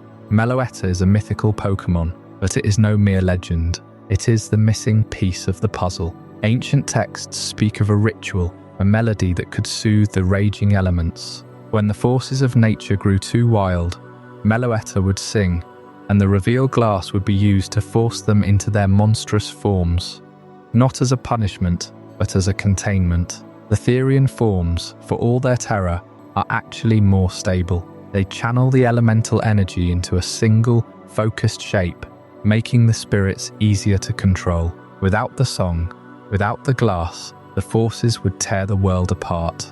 And so, when Tornadus and Thundurus descended upon Unova in that fateful season, the Swords of Justice realized they were outmatched. They could not fight the wind or the lightning, but they knew of the ruins. They knew of the glass, and they knew that somewhere, deep in the forests of the region, Meloetta was waiting. The intervention came not through battle, but through harmony. Meloetta emerged from the shadows of a forgotten grove, its voice rising like a dawn tide. The song was ancient, older than any human language, and it resonated with the very fabric of the storm. The wind slowed, the thunder softened, and as the revealed glass was brought forth, the three spirits were drawn into their Terraen forms, their fury contained within those monstrous bodies. They did not vanish, they simply became manageable. They became guardians again, bound to the land they once terrorized. The abyssal connection was no accident. The undersea ruins, the revealed glass, the forces of nature and Meloetta. They are all threads of the same tapestry, woven together by a civilization long gone. That civilization understood something we are only beginning to grasp. That power must be balanced by art. That chaos must be met with song. The Swords of Justice learned that lesson in the skies over Unova. But even as the clouds parted and the sun returned, a different kind of storm was gathering far away.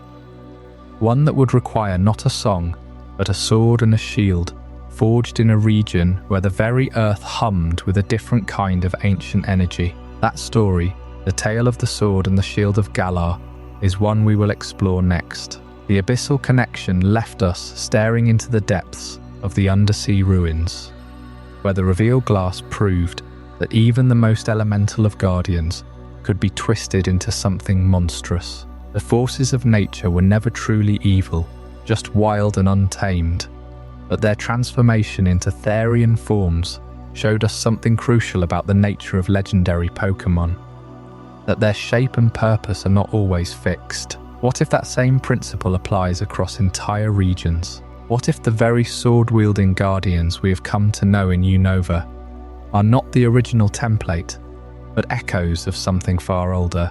Tonight, we investigate the cross-regional ties between Unova and the Galar region, the theory of Zacian and Zamazenta as the ancestors of the sacred swords, and how the darkest day influenced the protective instincts of all sword wielders. In the lore of the Pokémon world, each region has its own catastrophic event, its own moment when the balance of power was tested. In Unova, it was the destruction of the original dragon, split by the conflict between truth and ideals. In Galar, it was the darkest day, 1,000 years before the events of Sword and Shield. That day saw the arrival of Eternatus, a creature made of pure Dynamax energy, whose very presence caused Pokémon to grow to monstrous sizes and rampage across the land. But Galar was not without its own protectors. Two wolves, one with a sword in its mouth, one with a shield, rose to meet the threat. Their names were Zacian and Zamazenta. Unlike the Swords of Justice, these were not a team of four united by a common cause. They were a pair bound by blood and duty. Zacian wielded a blade that could cut through anything, and Zamazenta carried a shield that could repel any attack. Together, they struck down Eternatus and sealed it away, causing the Dynamax particles to scatter across the region. And then, according to the legends, they fell into a deep slumber in the slumbering Weald, waiting for a time when they might be needed again. But there is a strange echo in this story, one that ties directly back to Unova. The Swords of Justice, Cobellion, Terraen, Verizian and Kellio, were not born from a cataclysm. They were forged by a tragedy. A forest fire, started by human expansion, trapped countless Pokémon in the moor of Iserus. These four Pokémon banded together, using their bodies and their powers to create escape routes, to shield the weak, and to strike down the obstacles in their path. They became symbols of protection, not against some cosmic entity, but against the reckless actions of their own world. And yet the parallels are undeniable. Both groups are canine-like in form. Both wield or represent blades and defensive implements. Both are associated with the concept of guardianship. The theory that Zacian and Zamazenta are the ancestors of the sacred swords is not a claim of direct lineage. No one is suggesting that the Wolves of Galar mated and produced the musketeers of Unova. Rather, it is a theory of archetypal inheritance, that the story of the Sword and Shield of Galar spread across the land through ancient travellers or through the whispers of the legendary birds, and inspired the formation of similar groups in other regions. After all, the Swords of Justice did not appear in Unova until well after the darkest day had passed. At least on the timeline we can piece together from scattered texts. Consider this. The darkest day was a global event in terms of its energy. Dynamax particles are not confined to Galar. They have been detected in other regions, albeit in weaker forms. It is possible that the trauma of that day, the sheer scale of the threat, left a psychic imprint on the collective consciousness of Pokémon everywhere, and that imprint manifested as a deep-seated instinct, to protect, to form swords and shields from their own bodies, to become the guardians their world needed. The swords of justice were not created by a single event. They were born from a forest fire. Yes, but that fire was itself a symptom of a larger imbalance, the encroachment of civilization on nature. And what was the darkest day, if not the ultimate expression of that imbalance? Eternatus was not a natural creature. It was a force of chaos, drawn to the world by the very energies that humans were beginning to exploit. The wolves of Galar stopped it, but the wound they left behind, the scar of that battle, may have seeded the idea of the sword-wielding hero across the globe.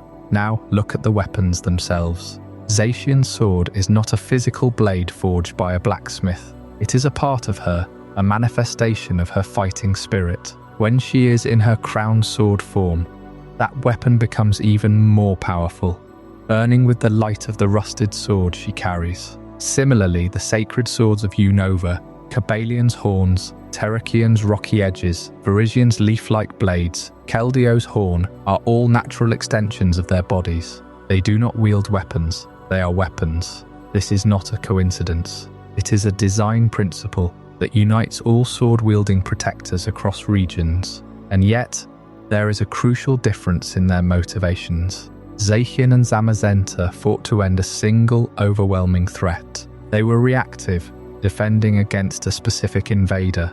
The Swords of Justice are proactive, roaming the land to protect against any and all threats, human or otherwise. This shift from reactive to proactive guardianship is a sign of evolution, of a legend growing beyond its original purpose. It suggests that the archetype of the sword wielder spread and adapted, learned from the mistakes of the first protectors. How the darkest day influenced the protective instincts of all sword wielders is not a matter of direct causality, but of resonant trauma. The battle that took place in Galar was so immense, so charged with life and death, that the very concept of a sword became etched into the fabric of the world. Every subsequent legend that involved a blade, a horn, a sharp edge of justice was a ripple from that original shockwave. The Swords of Justice are not the children of Zacian and Zamazenta, but they are their spiritual heirs, guardians shaped by the same ancient fear, the same ancient hope. The slumbering weald in Galar is eerily similar to the moor of Iserus in Unova. Both are places of stillness, of waiting. Both are where guardians go to rest after their duty is done. It is almost as if the world itself has set aside these quiet sanctuaries for its protectors, knowing that they will return when called, and perhaps, one day, the two groups will meet, the wolves of Galar and the musketeers of Unova, and we will learn the full story of the sword that travels between regions. But that is a tale for another time. For now, we must turn our attention to the sun that once set over the Relic Castle in Unova, a sun that may hold the key to understanding Volcarona's role as a substitute for the real thing. The Relic Castle's sun is not just a celestial body. It is a symbol of hope that burned through the darkness of a world left without light. And in that fiery glow, we may find the final piece of the puzzle, the connection between fire, protection, and the endless cycle of guardianship that binds all legends together.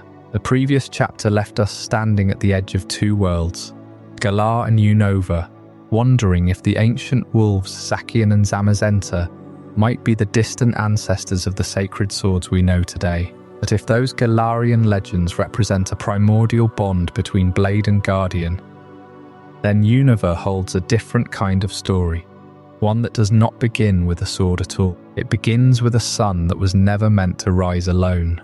Deep in the heart of the Unovan desert, buried beneath layers of sand and time, lies the Relic Castle. Most travelers know it only as a crumbling maze of shifting corridors, a place where wild Pokémon hide and treasure hunters lose their way. But long before the castle became a ruin, it was the center of a civilization that worshipped fire. Not the fire of a volcano or a wildfire, but the fire of a single Pokémon, Volcarona. This is the forgotten story of Volcarona and its role as a temporary guardian, a sun that burned when the real sun had vanished. You see, ancient Unova was not always the region we know today. Before the great desert swallowed the land, before the Relic Castle was built, there was a thriving kingdom, and that kingdom faced a catastrophe unlike any other. The sun, the true sun, grew dim. Some say it was an eclipse that lasted for years. Others whisper of a cosmic imbalance, a rift in the sky that drained the world of light. Whatever the cause, the people of Unova were plunged into an endless twilight. Crops failed, rivers froze, the land grew cold and silent. In that darkness, the people turned to their protectors. They called upon the swords of justice, Cobellion, Terraen, Verizian, hoping that these noble warriors could restore the light. But the swords were guardians of justice, not of the sky. They could fight against human cruelty. They could shield Pokémon from harm, but they could not command the heavens. The sword stood helpless as the cold deepened. And then, from the depths of the desert, a different kind of guardian emerged. Volcarona, the sun Pokémon, rose from its slumber. Its body radiated an intense searing heat, and its wings blazed with the light of 1,000 fires. The ancient texts describe it as a second sun, a living star that descended to warm the earth. Volcarona did not fight with swords or shields. It simply existed, and in existing it gave life back to the land. The people built the Relic Castle not as a fortress, but as a temple. They carved its walls with images of Volcarona, offering prayers and sacrifices to the creature that had become their temporary sun. This is why some ancient Unovans worshipped the sun Pokémon over the swords. The swords were heroes of battle, champions of a moral code, but Volcarona was a savior of survival. When the world grew dark, the swords could not stop the cold. Volcarona could. It was not a matter of which was stronger. It was a matter of which was needed. The people did not abandon the swords, but they elevated Volcarona to a divine status. They saw in its flames, promised that the sun would return, that the darkness would not last forever. And for a time, it worked. Volcarona sustained the civilization. The desert bloomed around the castle. Life flourished under its artificial sun, but no living creature can burn forever. Volcarona, for all its power, was not the true sun. It was a temporary guardian, a candle in the night. As the years passed, the true sun began to return. Slowly at first, then with growing strength. The people rejoiced, but their reliance on Volcarona had changed them. They had grown accustomed to its warmth, its constant presence. When the real sun finally blazed again, Volcarona retreated into the depths of the castle, its duty fulfilled. But the civilization had become fragile. Without the need for a living sun, the kingdom turned inward. Conflicts arose. The swords of justice, once revered as protectors, were now seen as relics of a past age. The people forgot the lessons of the darkness. They grew arrogant, believing they no longer needed guardians at all. And then came the collapse. The desert civilization crumbled, not from a single blow, but from a slow decay of purpose. The Relic Castle was abandoned, its halls filled with sand. Volcarona, the sun Pokémon, was sealed away, its story fading into myth. The loss of its protectors was not a sudden tragedy. It was a quiet erosion. The swords of justice, who had once stood as symbols of hope, were no longer called upon. They wandered the region, watching as humans repeated the same mistakes. And Volcarona, the temporary sun, became a ghost in the desert. Only the ruins of the Relic Castle remain, a monument to a time when a single Pokémon held back the night.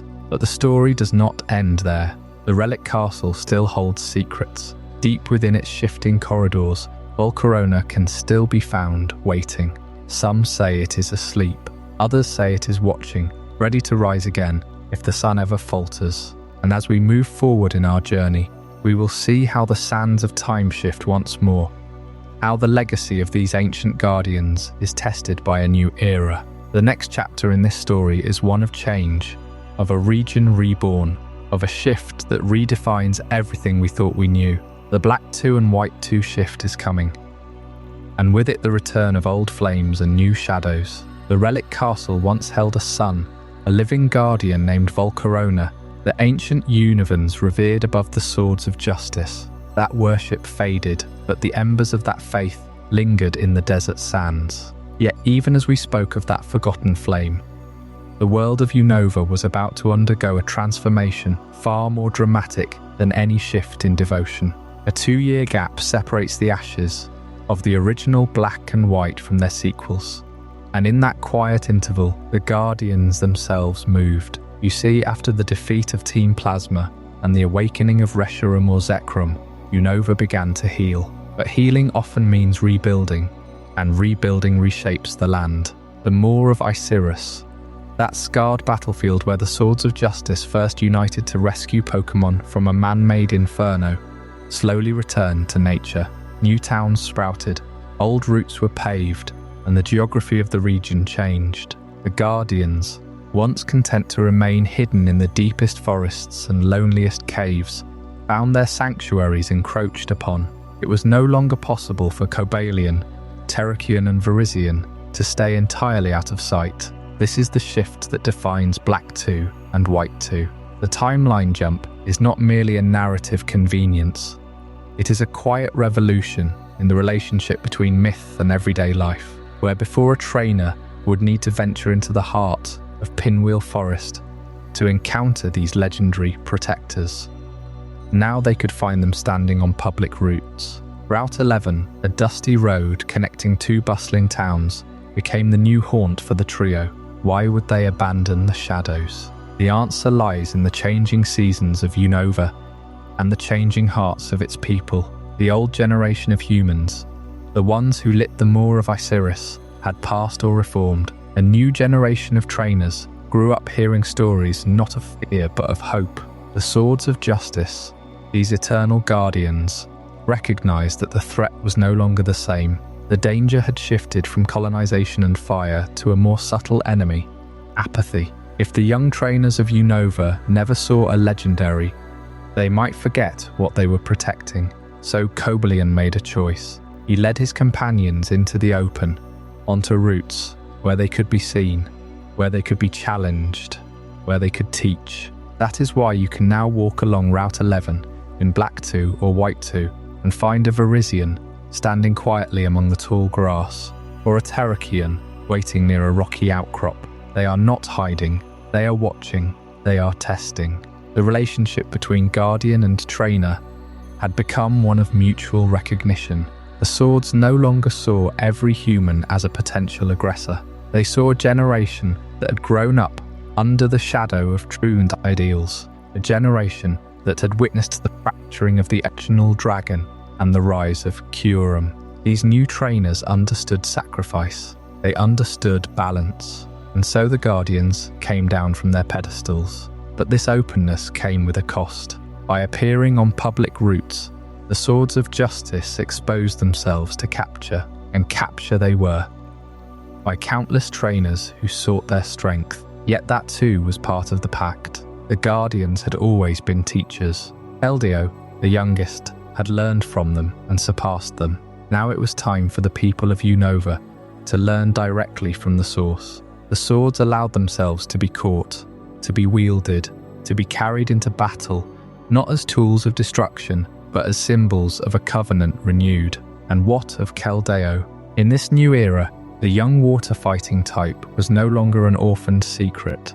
It could be found in the heart of the Maw of Iserus, the very place where its story began. The same sacred ground that had witnessed the fire, the rescue, and the training now hosted its final test. Kellio had grown into its resolute form, mastering Secret Sword, and it stood ready to pass its own wisdom to a new companion. The cycle of mentorship had turned. Yet, even as the Swords of Justice adapted to a changing world, a far stranger transformation was brewing in the frozen north. Curum, the empty husk of the original dragon, had not remained dormant. Human technology, driven by Culus and the remnants of Team Plasma, had found a way to fill that emptiness. With the DNA splicers, they could fuse Curum with the twin dragons of truth and ideals, creating beings that were neither whole nor broken, but something else entirely. That fusion theory, the merging of black and white into a single frozen paradox, would challenge everything the Swords of Justice stood for. But that is a story for another night. For now, let the Guardians rest on their public routes, waiting for the trainers who will one day understand what it means to carry a legend. I hope you're as amazed by this as I am. If you want to stay updated on more content like this, make sure to subscribe and join our community of curious minds. Trust me, what's coming next will challenge everything you thought you knew. The Swords of Justice had always been creatures of the wild. Their hooves and claws scarred by the maw of Iserus, their eyes hardened by centuries of watching over the weak. When Cobellion, Terraen, and Verizian began appearing on public routes in the years after the original black and white incidents, many trainers assumed the legendary protectors had grown weary of hiding, but the truth was far more unsettling. They were not migrating towards civilization. They were moving into position. Something was wrong deep within the giant chasm. You have to understand what happened to the original dragon. When the twin heroes of Unova shattered their glorious union, one choosing truth, the other ideals. The great dragon split into 3 pieces. Reshiram took the flames of truth, Zechrom took the lightning of ideals, and Curum became the empty shell, the frozen husk of everything the dragon had once been. For thousands of years, Curum slumbered in the deepest crevices of the giant chasm, a wound in the land that wept ice and memory. But Team Plasma did not let it rest. They had already used technology to control Reshiram and Zechrom during the events of Black and White. Now in the sequel years, they sought something far more blasphemous. They would fuse the husk with the dragons of truth and ideals. The DNA splicers were not a weapon. They were a surgical tool, a cold metallic device capable of rewriting the genetic and spiritual code of a legendary being. When Getz's Harmonia wielded the DNA splicers to combine Curum with either Reshiram or Zechrom, the result was not a simple fusion. It was a forced rebirth. Curum would absorb the dragon's essence, filling its own hollow body with the elemental power of truth or ideals. The resulting form, Black Curum or White Curum, became something far more terrifying than any single legendary. The mechanical horror of the fusion is easy to describe. I want you to picture the process. A great jagged exoskeleton of ice and metal wrapping around the merged body. The tail of Zechrom fused into a massive drill-like appendage, a weapon of raw destruction. The wings of Reshiram transformed into cannons that could fire the very essence of truth like a beam. It was not natural. It was not a mutation. It was an industrial reforging of a soul. The ice of Curum crystallized over the other dragon's form, trapping it inside a cage of frozen regret. And worse than the machinery, the spiritual horror. When Curum fused, it did not simply gain power, it consumed the other dragon's will. Reshiram and Zechrom are not mere beasts. They are embodiments of philosophical absolutes. Their consciousness is tied to the very fabric of Unova's reality. But Curum, being empty, had no will to offer. It only had hunger. The fusion was not a partnership. It was a parasitic absorption. The dragon of truth or ideals was pulled into Curum's abyss, its own voice silenced, its own identity erased. There is a reason the Pokédex entries for Black Curum and White Curum speak of a cold, silent fury. The dragon inside is screaming, but no one can hear it. Now the Swords of Justice had faced many threats. They had fought forest fires and poachers. They had stood against Team Rocket and the forces of nature. But this was something else. Cobellion, Terraen, and Verizian had spent their entire existence protecting Pokémon from human cruelty. Yet what could they do against a creature that was not a Pokémon in the traditional sense? The ultimate dragon was a manufactured god. It was not born, it was built. In the games, you, the player, are the one who confronts Curum at the base of the giant chasm. But in the lore of the narrative, the Swords of Justice were present. They had to be, because the giant chasm is not just a crater, it is the birthplace of Curum's awakening. And the swords, those ancient guardians, would have sensed the disturbance in the balance of Unova. They had already seen how humanity could twist the natural order. They knew what would happen if the ultimate dragon was allowed to exist unchecked. I imagine Cobellion standing at the edge of the chasm, its steel horns reflecting the pale light of the moon, Verizian beside it, vines trembling, Terraen charging forward, only to be stopped by a wall of ice. They could not fight directly. They were not meant to. Their role was to witness, to remind the world that something sacred was being defiled, and perhaps to guide the trainer who could stop it. The battle for the soul of Unova happened in that frozen pit. It was not just a fight between a trainer and a legendary. It was a war of philosophies, truth versus ideals, life versus emptiness. The swords of justice watched from the shadows as Curum's fusion form unleashed blasts of energy that shattered the ice walls. They watched as the trainer, someone who had earned the trust of all four swords, even Kellio, stood against the abyss. And when the fusion was broken, when the DNA splicers were removed, and Curum returned to its dormant state, the swords did not celebrate. They simply turned and walked back into the wild, because they knew this was not the end. The technology still existed, the knowledge still remained, and deep within the giant chasm, ice still held the faintest pulse of a waiting dragon. But there was another secret, buried even deeper than the chasm. A move called Secret Sword, taught only to Kellio by its three mentors. A technique that could break through any defense, any fusion, any lie. The Swords of Justice had passed this knowledge to the youngest of their family.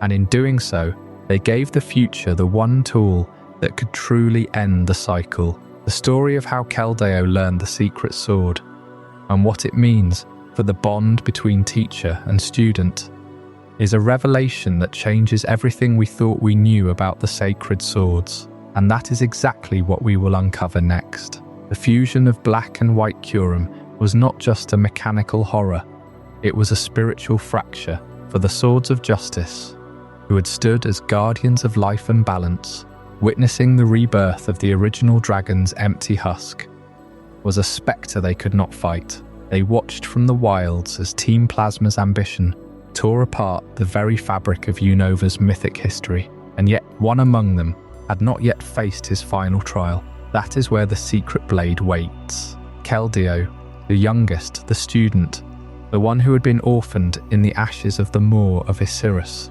carried a move unlike any other in the entire competitive canon: Secret Sword. The name itself feels like a whisper from a forgotten dojo, but to understand its power, you must first understand the paradox at its heart. In the world of Pokémon battles, every special attack, every beam of energy, every psychic wave, every aquatic pulse is measured against the target's special defense. It is a simple rule as old as the games themselves. Fire against water, mind against will. But Secret Sword breaks that rule. It is a special attack that calculates damage using the user's special attack, but then defends against the opponent's physical defense. A blade of energy that bypasses the mental armor and cuts straight into the body. Why? The answer lies in the lore of the musketeers, but more deeply, it lies in the nature of Kellio's training. The three senior swords, Cobellion, Terraen, and Verizian, each mastered a distinct discipline. Cobellion the leader, steel and honor; Terraen raw power, the avalanche of rock and fury; Verizian the swift, the grassy blade of grace. But Kellio was taught a different path, not to strike the mind, not to break the will, but to find the truth hidden behind every defense. Symbolically, Secret Sword embodies the idea that a true warrior does not fight the shadow, they fight the source. When you close your eyes to block a mental assault, the blade finds the flesh beneath. It is a move that says, no shield of thought can protect you from the reality of the strike. In competitive play, this allows Kellio to threaten bulky special walls that rely on high special defense, like Blissey or Chansey, because Secret Sword treats their frail physical defense as the barrier. It is a piece of mechanical poetry, a move that forces the opponent to acknowledge that their mind cannot separate from their body, and that is exactly what Kellio learned from his teachers. The Secret Sword revelation came not in a flash of lightning, but in the quiet of the moor, after the fires had faded. The three swords did not teach him a technique. They taught him a philosophy, to see the enemy not as a collection of stats, but as a being of flesh and will, to strike the truth, not the illusion.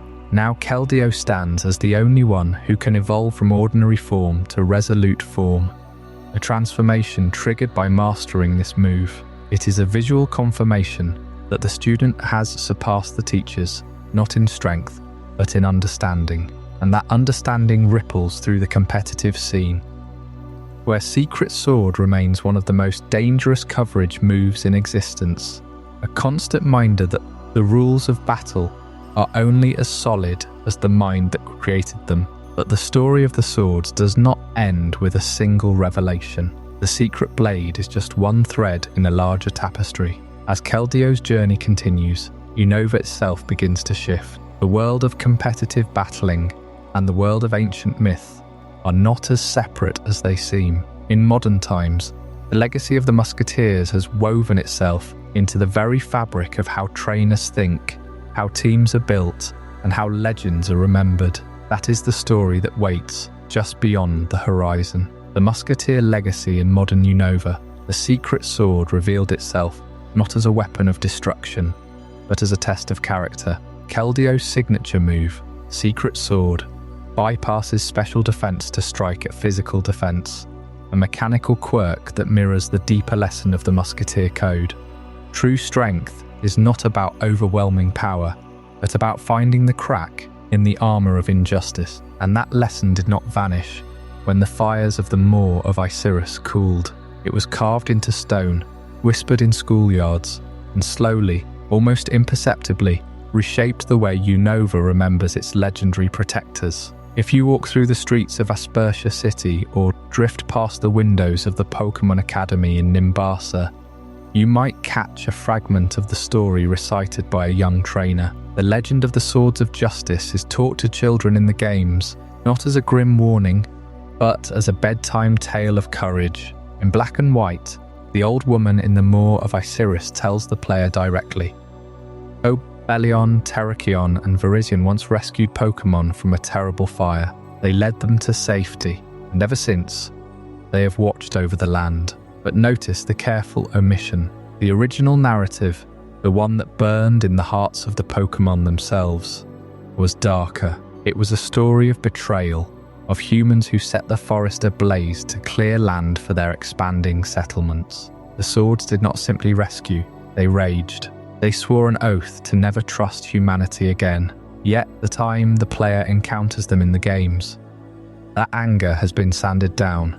The statues, the stories, the slow erosion of the human-hating narrative. It is a deliberate softening, a cultural revision that serves the modern Pokémon League. In Black 2 and White 2, the swords appear on public routes, no longer hidden in remote corners. They are available for capture, for battle, for partnership. The very act of catching Cobellion, Terraen, or Verizian is a declaration that the old wounds have healed. The League, as an institution, has absorbed their legend and repackaged it as a symbol of protection rather than vengeance. The statues erected in their honor depict them not as warriors mid-strike, but as guardians standing watch, their swords lowered. This legacy of protection persists in the modern Pokémon League in ways both subtle and profound. Consider the architecture of the Pokémon League building itself. The entrance hall is lined with banners bearing the silhouettes of the three swords, a silent reminder that the highest ideal of a trainer is not conquest, but defense. The Elite Four themselves, though they challenge trainers with fierce battles, are framed as gatekeepers of a tradition that values justice over domination. And when a young trainer finally stands before the champion, they are not asked to prove their strength alone. They are asked to prove their worthiness, to carry the spirit of Unova's protectors. But there is a paradox buried in this peaceful legacy. The Swords of Justice were born from a hatred of human cruelty. Their entire identity was forged in the ashes of a fire that humans started.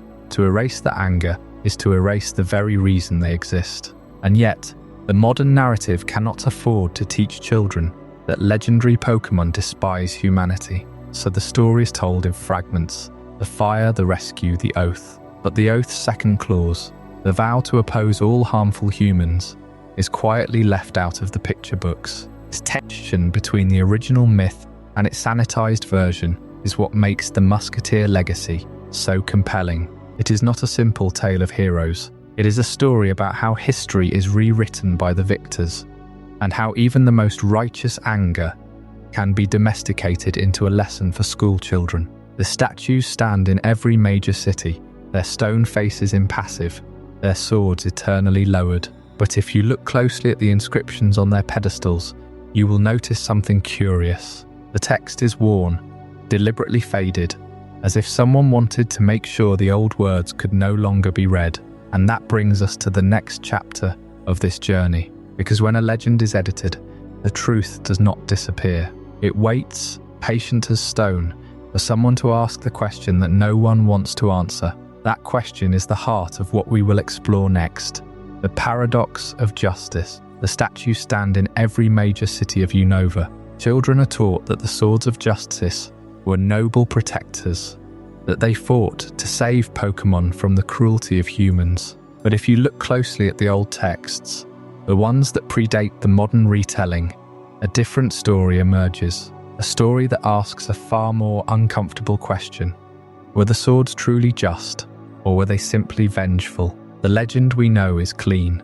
It tells of a great fire in the Moor of Iserus, started by human expansion, and of 3 Pokémon, Cobellion, Terraen, and Verizian, who led the trapped Pokémon to safety. They are heroes, eternal guardians. But the original accounts, the ones whispered among elderly Pokémon, in the rustling grass of Route 11, paint a more brutal picture. The swords did not just rescue, they attacked. They struck down the humans who had caused the fire, not in self-defense, not in the heat of the moment, but with calculated precision.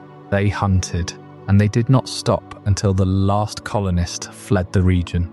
This is the paradox that the modern legend tries to sand away, because if the swords were truly just, then their violence was righteous. But if they were merely vengeful, then they were no different from the humans they condemned.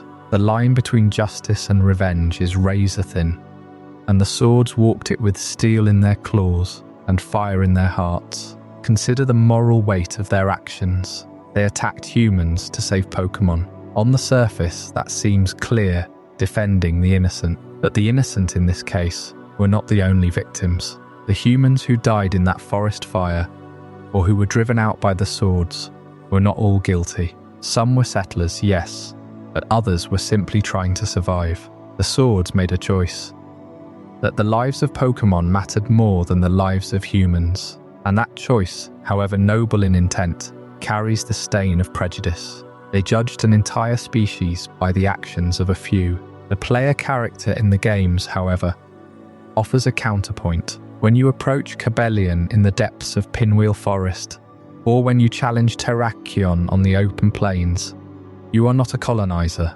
You are a trainer who has proven, through countless battles and acts of kindness, that humans can be worthy of trust. The swords do not attack you on sight. They wait, they test you, and when you defeat them in battle, they bow. They recognize that you are different. You are proof that not all humans are the same, that the cycle of vengeance can be broken. This is the hidden lesson of the swords of justice. They are not perfect beings. They are scarred by history, haunted by the violence they committed, but they are also capable of change. They can learn to trust again, and that trust is earned not through words, but through action. The player character, by simply existing as a good trainer, becomes the living argument that the sword's original judgment was too harsh, that justice does not have to be blind vengeance, that there is room for mercy. Yet even as we celebrate that reconciliation, we must not forget the cost. The sword's legend is built on blood, and the question remains, if you had been there, in the Moor of Iserus, watching the flames consume the forest, watching the humans flee, watching the swords strike them down, would you have called it justice? Or would you have called it something else? This moral ambiguity is what makes the swords of justice so compelling. They are not simple heroes. They are complex, flawed, and deeply conflicted, and their story does not end with the trio. There is another, a fourth member, who was not present during the fire, a member who was orphaned by that very tragedy. and who would later challenge everything the swords stood for. That story, the story of the hidden fourth member, is one of the most poignant and surprising chapters in all of Unova's lore, and it is waiting for us, just beyond the next ridge. The paradox of justice we grappled with in the last chapter left us wondering whether the swords of justice were truly protectors or something more complicated. But that question only deepens when we consider the one member who was never supposed to be there at all, the hidden fourth member, the orphan, the student, the one who started as a liability and ended up as the very heart of the group. Kellio was not born into the legend. When the great fire swept through the moor of Iserus, when Cobellion, Terraen and Verizian pulled Pokémon from the inferno, they found a foal alone in the ashes. His parents were gone. The trio could have left him to the wilds, but they did not. They took him in, they trained him, and in doing so, they introduced a vulnerability into their perfect righteous crusade. For years, Kellio was the weak link. The others moved like perfect blades, striking with the precision of creatures who had learned to hate human cruelty through centuries of watching. But Kellio was young.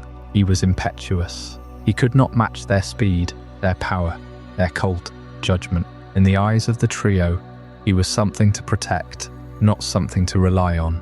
He was the child who needed to be hidden away during battles, the one who would give away their position with a nervous bleat. He was the liability they carried out of love, not strategy. But love, as it turns out, is a kind of strength the trio had never fully understood. Their justice was built on distance, on the sharp edge of separation between Pokémon and the humans who had wronged them. Kellio taught them something else. He taught them that protection is not just about striking down threats. It is about raising the next generation to be better than you were. The turning point came when Kellio learned Secret Sword. That move, as we discussed in an earlier chapter, is a technical marvel. A special attack that cuts through physical defenses. But the story behind it is even more important. Kellio did not learn it from a TM or a tutor. He learned it because he believed he could. The trio had told him he was not ready, but he pushed beyond their caution. He unlocked a power they had never been able to teach. And in that moment, he transformed from ordinary form into resolute form. The foal became a sword. Nowhere is this transformation more beautifully captured than in the cinematic interpretation of Kellio vs. Curum. In the movie, Kellio facing the legendary dragon without backup. The trio has been frozen, trapped in ice, and the fate of the world falls on this one young Pokémon. Curum is a creature of emptiness, a hollow shell of a dragon that once belonged to a unified whole. It represents the cold, sterile side of power, the kind that consumes everything to feel complete. And Kellio, small and trembling, stands against it. The battle is not just a fight, it is a mirror. Curum tries to break Kellio by reminding him of his weaknesses. You are not one of them, the dragon seems to say. You are an imitation, a pretender. But Kellio, drawing on everything he learned from the trio, and more importantly, on everything he learned on his own, refuses to break. His secret sword splashes against Curum's icy hide, a flash of water and light in the darkness. He does not win by overpowering his enemy. He wins by refusing to become cold. He wins by staying the heart that the trio never knew they needed. This is why Kellio is the only mythical that functions as a core, legendary trio member. Think about it. Most mythical Pokémon are extras. Mew is a genetic ancestor, but not part of the bird trio. Celebi is a time traveler, but not a member of the legendary beasts. Deoxys is an alien, unrelated to the Regis. They are all legendary, yes, but they are separate. They are cameo appearances, not ensemble players. Kellio is different. In the games, you cannot complete the Swords of Justice without him. He is not a post-game side quest that exists outside the narrative. He is the narrative. When you catch Cobellion, Terraen and Verizian in the wild, they stand alone. But when you obtain Kellio, you understand that they were never meant to be a trio at all. They were always a quartet, waiting for its fourth. In competitive play, Kellio holds his own alongside the others. Cobellion sets up hazards. Terraen smashes through walls. Verizian dances around special attacks. And Kellio, with that signature secret sword, targets the physical bulk that the others might struggle to crack. He complements them. He completes them. He is not a mythical oddity you box after registering in the Pokédex. He is a core member of the team, both in lore and in battle. So when we look back at the paradox of justice, at the question of whether the swords were too vengeful, too cold, too human in their hatred of humans, that Kellio was the answer all along. He was the soft proof that the group could change. He was the reason the legend did not end with a bitter war against humanity. He softened the edges, mended the cracks, and reminded the trio what they were really fighting for. And now, as the story of the Swords of Justice draws toward its natural conclusion, we have to ask what happens when the heart is no longer enough. What happens when the fire that forged them finally dies? That is the question that will drive us into the next chapter, where we will explore the concept of the eternal guardianship, because even legends do not last forever, but the ideas they leave behind just might. After Kellio's final clash with Curum, after the ice melted and the sky cleared, the Swords of Justice did not simply fade into mythic obscurity. They vanished, not from the pages of history, but from the observable world. And the question that haunts every researcher, every trainer who ever caught a glimpse of Terraen's rocky hide or felt the wind shift around Verizian's sweeping leaves is this: where do protectors go when the world stops needing protection? The answer lies not in the heat of battle, but in the quiet aftermath. Once the immediate threat to Pokémon, human expansion, the corrupted ambitions of Team Plasma, the raw fury of the ultimate dragon, had been quelled, the swords had no reason to remain visible. They were never showy heroes seeking adoration. Their purpose was to intervene only when the balance tipped too far. And so, when the danger passed, they retreated, not into death, not into legend, but into something deeper, a suspended state of watchful waiting. This is the theory of their slumber. It's not a sleep of exhaustion, but a conscious hibernation. Their bodies become still, their vital signs slow to nearly undetectable levels, yet their awareness remains tuned to the land. They sink into the earth, into the roots of ancient forests, into the stone of forgotten mountains. They wait for a signal, a cry of distress from a Pokémon, a surge of dark energy, a violation of the natural order that will rouse them back into action. This slumber is their eternal guardianship made manifest, always present, always ready, but never intruding unless necessary. There is one place above all others where the evidence of this slumber is strongest. It is known as the Nature Preserve, a secluded region in eastern Unova, accessible only after a trainer has proven their bond with Pokémon by completing the National Pokédex. This is not a bustling route or a gym city. It is a sanctuary, deliberately isolated, where the wild flourishes without human interference. And here, deep within the tall grass and under the canopy of ancient trees, a single extraordinary creature roams. A shiny Iserus. The existence of that Iserus is no accident. It is not merely a rare spawn or a developer's Easter egg. It is a marker, a living emblem that the Swords of Justice have not abandoned this world. Iserus is a Pokémon of immense strength and discipline, a dragon that trains its own body to razor-sharp perfection. Its shiny form, with black and yellow scales replacing the usual green, is a sign of something exceptional, something that can only appear when the Guardians themselves approve of a location's sanctity. The Nature Preserve is a threshold, a point where the slumber of the swords is thinnest. To encounter the Iserus is to stand on the edge of their hidden realm. The conditions for their return are not arbitrary. They do not wake for every skirmish or every lost battle. They respond only to a threat that endangers entire populations of Pokémon, a threat that cannot be solved by ordinary means. In the games, you never find them sleeping. You find them standing still, waiting. They require the trainer to prove their worth, to demonstrate that they are not the kind of human who caused the maw of Iserus fire. Only then do the swords stir from their long vigil. and so the question remains. If they are always watching, what is the nature of their watchfulness? Do they see through the eyes of every wild Pokémon?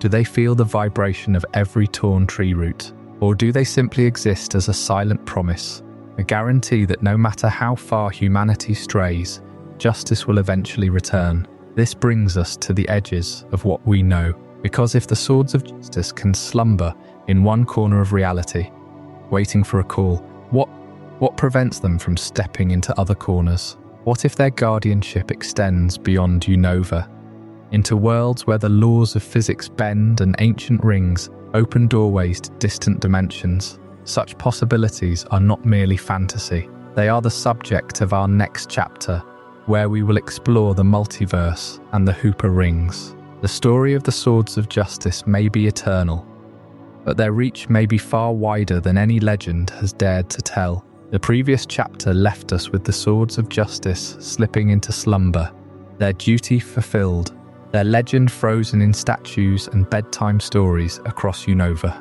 But what if that slumber was never permanent? What if, even as they rested, fragments of their essence began to ripple outward, appearing in places they had never been? Seen by trainers who had never heard the name Cobellion, this is where the multiverse enters the story, and where a single golden ring changes everything. In the Hoenn region, somewhere between the rustling leaves of Petalburg Woods and the sun-bleached sands of Route 111, rumours began. Whispers of a green blur, a quadrupedal shape with blade-like horns, a Verizian, but not the Verizian. These sightings were dismissed as hallucinations, or perhaps invasive Pokémon from a distant land, but they kept happening consistently across multiple games and generations. The Swords of Justice began appearing in other regions like Hoenn, not as travellers, but as anomalies. They appeared in the same way a dream appears in the mind of someone wide awake. Impossible, yet undeniable. How did they get there? The answer, it turns out, involves a Pokémon of pure mischief and cosmic power, Hooper. Hooper's rings are not just portals. They are tears in the fabric of reality, capable of pulling legendary Pokémon out of their native space-time and depositing them into any era, any dimension, any region. In the anime and in certain game events, Hooper's rings have yanked entire legendaries, including the Swords of Justice, into entirely different worlds, often against their will. This is how a Cobellion from Unova might suddenly appear in the skies of Hoenn, confused and disoriented, reacting to threats that do not exist in its own timeline. But here is where the lore gets profound and troubling. Are these the same guardians, or echoes of the Unovan originals? When Hooper's ring snatches a Therian form Tornadus, is it the exact same creature that once raged over Lacunosa town? Or is it a duplicate, a reflection generated by the very act of pulling something across space-time? In the games, when you catch a Verizian in Hoenn, it has the same stats, the same moves, the same backstory as the one in Unova. Yet you can also catch a Verizian in Unova in the same save file, without contradiction. This suggests that the Pokémon multiverse operates on a principle of parallel existence. Every legendary exists in every timeline, but only certain moments allow them to intersect. The lore implications of legendary Pokémon being pulled through space-time are staggering. It means that the Swords of Justice are not unique to Unova. They are archetypes, eternal guardians, whose essence is woven into the very structure of the Pokémon world. Each region may host its own Cobellion, its own Terraen, but they all share a common soul, the soul of the original quartet that once saved the Moor of Iserus. Hooper's rings do not create duplicates. They reveal the underlying multiplicity of existence. When you encounter a Swords of Justice outside Unova, you are meeting the same spirit, but wearing a different mask. Yet this raises a shadow of doubt. If they can be pulled across dimensions, what prevents them from being corrupted? What happens to a guardian that is yanked out of its moral anchor? The manga and anime have shown Hooper's influence, twisting even benevolent legendaries into aggressors, forced to fight against their nature. The Swords of Justice, with their rigid code of honor, would be deeply unsettled by such dislocation. Imagine Kellio, still learning the meaning of justice, suddenly appearing in a world where the line between right and wrong is drawn in a different language. Would it still recognize itself? Would it still remember its teachers? These questions are not idle. They point to a larger truth. The multiverse is not a safe place for beings of such singular purpose. The swords of justice were designed to protect a specific world, a specific timeline. When they are pulled across to another, they become lost pieces in a puzzle that does not fit. Some theorists believe that these appearances are not physical abductions, but psychic echoes, projections of the original swords into alternate realities left behind by their passage through space-time, like afterimages of a flame. If that is true, then the Verizian you catch in Hoenn is both real and not real, a ghost of a legend that exists elsewhere. And yet, the trainers who have befriended these echo swords report that they are just as loyal, just as fierce, just as capable of learning secret sword. So perhaps the distinction is meaningless. Perhaps every guardian is every guardian, and the multiverse is simply a stage where the same play is performed in infinite theatres, with the same actors, but slightly different scripts. This brings us to the edge of understanding, where the swords of justice stand not just as protectors of Unova, but as guardians of a cosmic principle, that justice itself must be universal, capable of transcending space, time, and dimension. Their appearance in Hoenn is not a glitch in the system. It is a reminder that the code they follow is written into the fabric of reality. But what happens when reality itself begins to shift? When the boundaries between worlds grow thin, and the swords are called to a duty beyond even their own legend? That is a question for the next chapter, where we will explore the future of the sacred swords, and whether their story has truly ended, or if it has only just begun. The Hooper Rings pulled the swords of justice across oceans and through time itself, scattering them to regions they were never meant to tread. They stood in the tropical jungles of Hoenn, bewildered and noble, still carrying the scent of that ancient Unovan forest fire. But what happens when the rings stop spinning? When the portals close and the swords find themselves stranded in worlds that have no memory of their legend? That question has haunted the lore for years, and it leads us directly to a larger mystery. What does the future hold for these guardians who have already survived so much? The Pokémon Company has shown, time and again, a deep affection for Unova. The region was a bold reinvention, a second genesis for the franchise, and the Swords of Justice were part of that fresh start. In recent years, whispers of a return to Unova have grown louder. The games have revisited Kanto, Yoto, Hoenn and Sinnoh in new forms, but Unova remains curiously untouched since Black 2 and White 2. That silence is deliberate. It suggests something is being saved, something that requires the full weight of modern hardware and storytelling. And when that return finally comes, the Swords of Justice will almost certainly be waiting. But here is where speculation becomes fascinating. The current generation introduced a phenomenon known as paradox Pokémon. Creatures pulled from different eras, ancient ancestors, or future descendants of familiar species. Imagine what that could mean for the sacred swords. Could there be a primal form of Cobellion, born in an age when steel was unknown, armed instead with stone and bone? Or a futuristic Kellio, its water typing fused with digital code, its secret sword turned into a beam of pure data? The very concept of justice may evolve as the timelines warp. A paradox Terraen might be less a guardian of the weak and more a force of raw, unthinking fury from a prehistoric world where no one needed rescue. The implications are dizzying. And yet, even without the paradox lens, the Swords of Justice have never lost their grip on the fan base. They remain one of the most beloved legendary quartets in Pokémon history.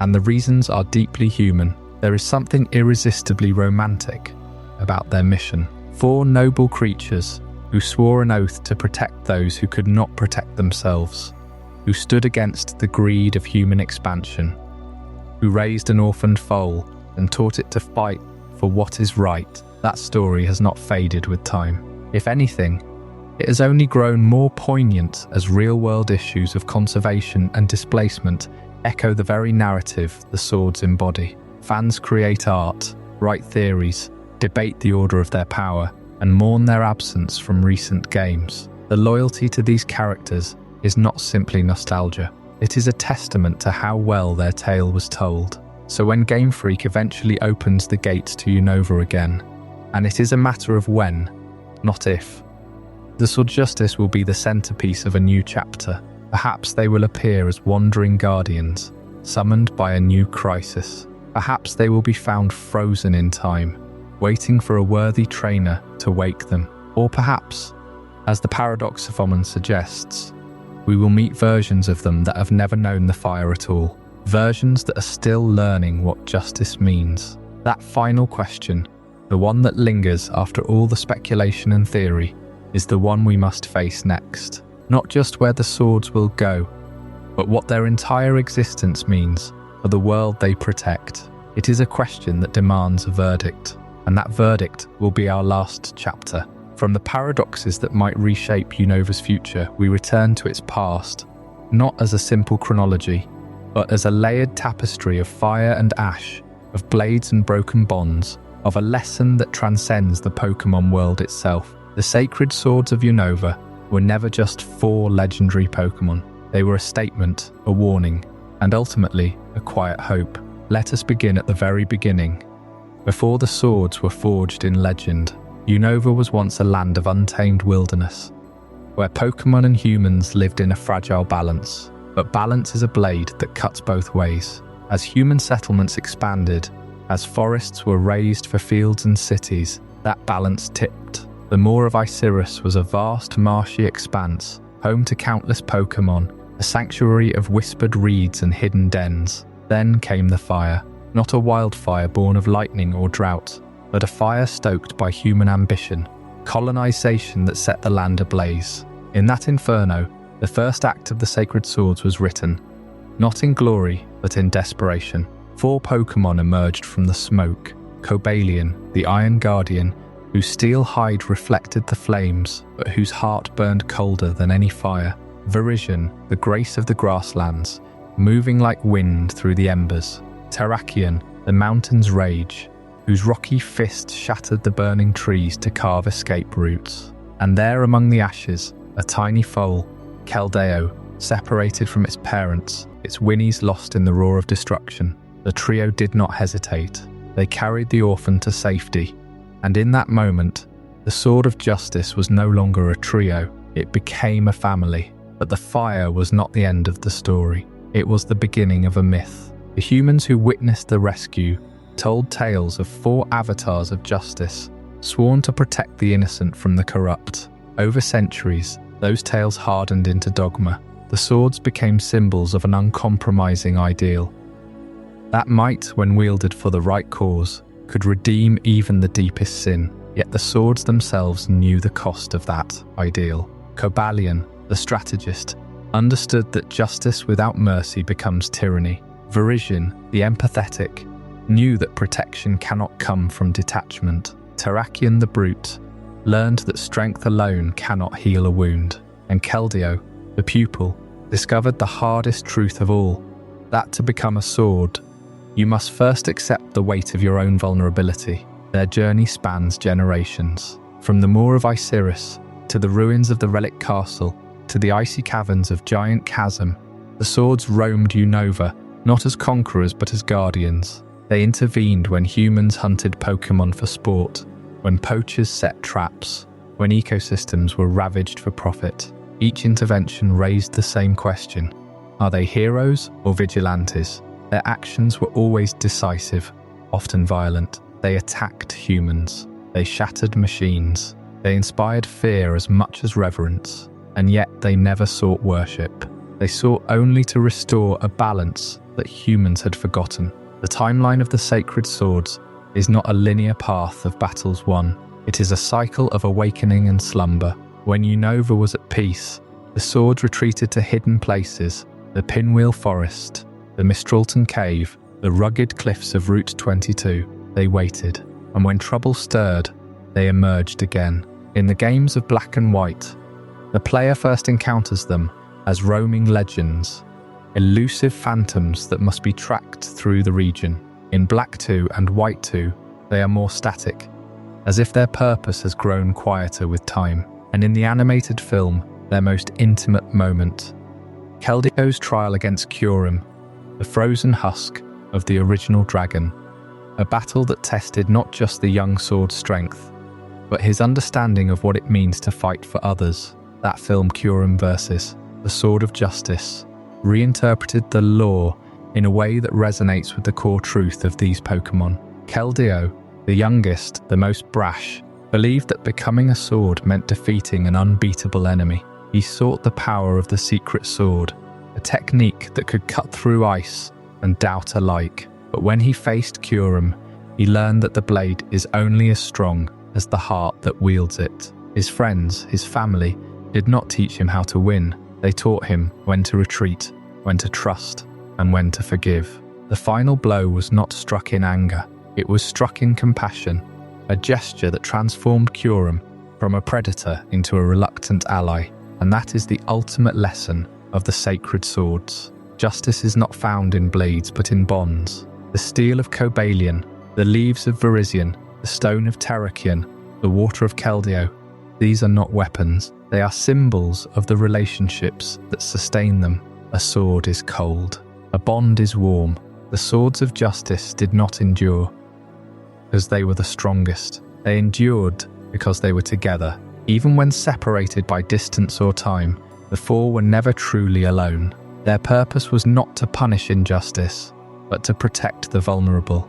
And protection at its heart is an act of love. Now, as we look back across the full tapestry of Unova's legendaries, that this is the thread that ties it all together. The original dragon split into truth and ideals, but those two halves could never be reconciled until a third being, Curum, reminded them that separation itself is a form of emptiness. The forces of nature, Tornadus, Thunderus, Landorus, rage across the skies, but they are bound by a balance that only Meloetta's song can restore. Even the myth of the Relic Castle and the saviour Vol Corona speaks to a fire that is not destruction, but renewal.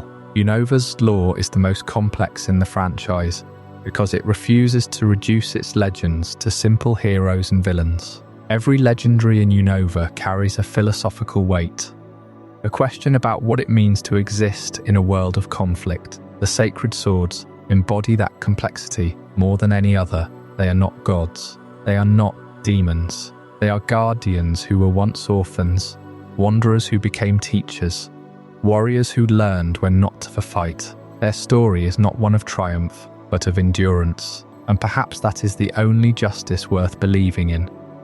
Not the perfect execution of a cosmic law, but the quiet, stubborn refusal to let the innocent suffer alone. So where do the swords of justice go from here? In the future, they may return to Unova in new forms, in paradoxes or ancient pasts. But no matter how the games evolve, the truth of their legend remains unchanged. They are not defined by their weapons. They are defined by their choices.